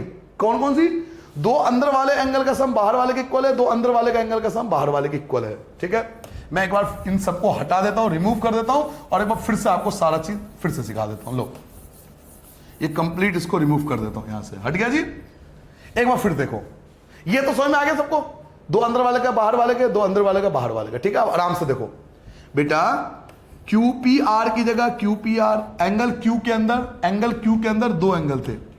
क्यू के अंदर दो एंगल थे, एक का नाम था P Q T, P Q T, एक का नाम था पी क्यू टी, एक का नाम था पी क्यू टी। और नीचे वाले का क्या नाम था? नीचे वाले का नाम था बेटा टी क्यू आर। तो T Q R, T Q R. ऐसे बेटा पी आर एस के अंदर दो एंगल थे, पी आर एस के अंदर दो एंगल थे। एक ये वाला एंगल है, एक ये वाला एंगल है, दो एंगल है। एक ये वाला एंगल है अंदर वाला, और एक ये बाहर वाला। तो अंदर वाले का नाम है P R T, P R T, P R T, और बाहर वाले का क्या नाम है? बाहर वाले का नाम है T R S, T R S, T R S. Now आराम से देखो, अब जल्दबाजी करूंगा। देखो QPR की जगह QPR आपका एज इट इज रहेगा। ये जो PQT है, इस PQT की जगह ये जो आपको PQT दिखाई दे रहा है, ये PQT जो आपको दिखाई दे रहा है, मैं इसकी जगह क्या लिख सकता हूं? इसकी जगह मैं लिख सकता हूं एंगल TQR, क्योंकि ये दोनों इक्वल थे। TQR की जगह TQR, कुछ मत करना। ऐसे PRT, मैं PRT की जगह क्या लिख सकता हूं? PRT की जगह लिख सकता हूं TRS। सर जी ऐसे कैसे लिख सकते हो आप? देखो मैंने इन दोनों को चेंज करा है, रेड कलर में जो है, ध्यान से देखो, इन दोनों को मैंने चेंज करा है। मैं PQ की जगह लिख सकता हूं TQR, PQT की जगह लिख सकता हूं TQR, और PRT की जगह लिखा TRS। कहां से लिखा? गिवन में, जाके चेक करो एक बार गिवन चेक करो अपना। इसकी जगह ये वैल्यू दे रखी थी, इसकी जगह ये वैल्यू दे रखी थी, गिवन में जाके चेक करो तो इसकी वैल्यू ये लिख देंगे, इसकी वैल्यू ये दे रखे। भाई जिसकी वैल्यू दे रखे चेंज तो करोगे ना, उसका यूज तो करोगे गिवन वाले का। इसकी वैल्यू हमें ये गिवन है और इसकी वैल्यू ये गिवन है, तो दो की वैल्यू, दो याद है, दो चीज गिवन थी गिवन में, बाइसेक्टर वाले दो दिए हुए थे, तो मैंने इन दोनों को चेंज कर दिया। बाकी किसी को कोई चेंज नहीं करना, बाकी जो जैसा चल रहा है बिल्कुल ऐसे रहने दो। नाउ बिल्कुल आराम से, कोई छेड़खानी नहीं, आराम से चलेंगे। QPR की जगह QPR, बेटा ध्यान से देखो, TQR की जगह TQR एज इट रहेगा, फिर से TQR की जगह TQR इक्वल टू क्या है? TRS, और TRS की वैल्यू आपने निकाली थी, देखो TRS की वैल्यू ये रही, TRS की वैल्यू, TRS की वैल्यू आपके पास है, क्या है TRS की वैल्यू? देखो ये रहा, TRS की वैल्यू आपके पास है बेटा, TRS की वैल्यू आपके पास गिवन है, ये रहा TRS की वैल्यू। क्या गिवन है TRS की वैल्यू? TRS, ये है TRS, तो मैं TRS की जगह क्या लिख सकता हूं? एक तो लिख सकता हूं एंगल TQR, और प्लस लिख सकता हूं QTR, QTR। ये मैंने किसकी जगह लिख दिया? ये मैंने लिख दिया TRS की जगह, TRS की जगह दे दिया, TRS की वैल्यू थी, प्लस अब देखो फिर से TRS, एक TRS, पहले एक वैल्यू लिखी, पहले एक TRS तो मैंने एक वैल्यू लिखी, फिर से TRS, दूसरी बार भी TRS है, पहले एक TRS था तो एक TRS की वैल्यू, फिर दूसरी बार भी TRS है तो फिर से TRS की वैल्यू, तो फिर से TRS की वैल्यू यही लिखनी पड़ेगी। क्या लिखूंगा? TQR, एक तो TQR आ जाएगा और दूसरा QTR, QTR। ठीक है भाई साहब, अब देखो आमने सामने क्या क्या कट सकता है। देखो बेटा ये क्या है? TQR, TQR दिख रहा है आपको इधर? TQR, ये TQR दिख रहा है बेटा, यहां भी TQR है, तो TQR से TQR आपका कैंसिल हो गया। फिर से आपके पास TQR है तो TQR, इधर भी देखो TQR होगा, TQR कैंसिल, TQR से TQR कैंसिल, TQR से TQR कैंसिल हो गया। अब आपके पास क्या बचा बताओ? आपके पास क्या बचा? यहां क्या बचा? आपके पास इधर बचा केवल एक एंगल QPR, ये बचा। इधर तो आपके पास ये वाला एंगल बचा, ये वाला एंगल, ये तो आपका बेचारा कैंसिल हो चुका है, ये भी आपका बेचारा कैंसिल हो गया। इन दोनों को तो छोड़ दो, इक्वल है तो अब मैं इक्वल लिखूंगा। तो चलिए जो बच गया, केवल एक एंगल बचा, तो जो एंगल बच गया वो लिख दिया, इक्वल टू चेक करते हैं क्या क्या बचा। देखो ये कैंसिल हो गया, ये कैंसिल हो गया, दो चीज बची आपके पास, एक आपके पास आ QTR और फिर से QTR। तो QTR कितनी बार है? QTR कितनी बार है? दो बार है, तो लिखेंगे 2QTR, 2QTR।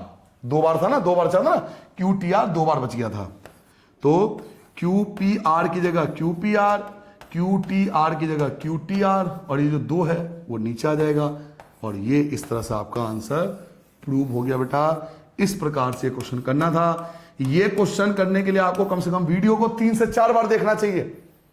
हार्ड नहीं है, आप हार्ड से बना दोगे, क्यों? आप इसकी प्रैक्टिस नहीं करोगे। ये क्वेश्चन प्रैक्टिस की डिमांड करता है बेटा, ये क्वेश्चन है ही ऐसा। एक बार दोबारा समझा देता हूं, तीसरी बार भी समझाता हूं, एक बार और समझ लो, ठीक है? फिर हम बाद में बात करेंगे। तो देखिए एक बार शुरू करता हूं फिर से। एक्चुअल में देखा जाए तो इतने स्टेप है नहीं जितने आप इसे लेके चल लो। मेन स्टेप ये पहला और दूसरा स्टेप है। मेन ये स्टेप कर लो, उसके बाद ये फॉलो होता रहेगा। क्या स्टेप था? स्टेप ये था कि दो अंदर वाले कोण को मिला दिया जाए तो बाहर वाला कोण आएगा, दो अंदर वाले कोणों को मिला दिया जाए तो बाहर वाला कोण आएगा। अब यहां से देखो, यहां से स्टेप शुरू करता हूं, देखो ध्यान से।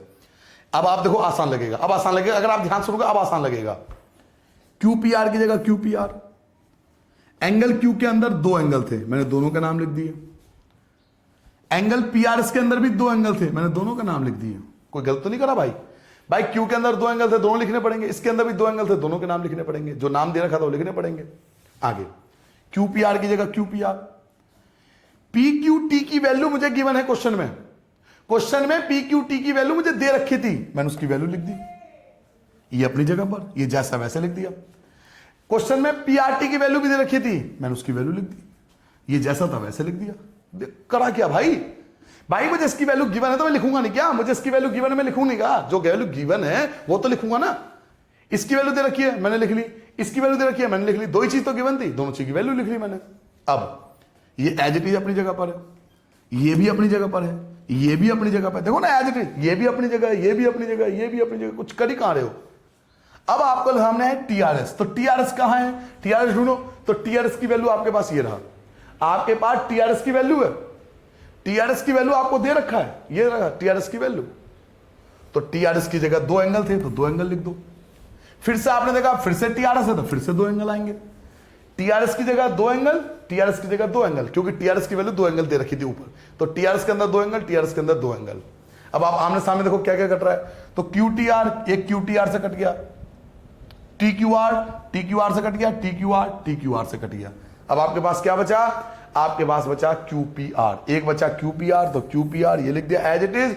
और राइट हैंड साइड में देखो क्यूटीआर और क्यूटीआर दो बार बचा, तो आप क्या लिखोगे इसे लिखोगे 2QTR, और जो 2 है वो आपका अपॉन में आ जाएगा, और यही आपका रिक्वायर्ड आंसर था जो आपको प्रूव करना था। ठीक है बेटा, तो ये था कंप्लीट हमारा ये चैप्टर 6 चैप्टर। आई होप आप सबको क्लियर हो गया होगा। ठीक है, कोई भी डाउट्स हो, आपको लगे कुछ चीज पूछना चाहिए जो आपके लिए जरूरी है, पूरी कोशिश करी मैंने आपको रूल के साथ एक्सरसाइज समझाने की, ताकि बुक के बाहर का भी क्वेश्चन आए तो आप घबराओ नहीं, एग्जाम्पल जरूर करने की कोशिश करना, बहुत ज्यादा एग्जाम में आता है, एग्जाम्पल की प्रैक्टिस जरूर कर लेना। कोई भी क्वेश्चन आपको डाउटफुल लगे तो आप कमेंट करके जरूर पूछना। ठीक है, तो बाय बाय, आपको ध्यान रखना अपना, अच्छे से पढ़ना, कोई डाउटफुल हो चीज तो जरूर पूछ लेना इस चैप्टर में। ठीक है बेटा, नमस्ते, बाय बाय, अपना ध्यान रखो।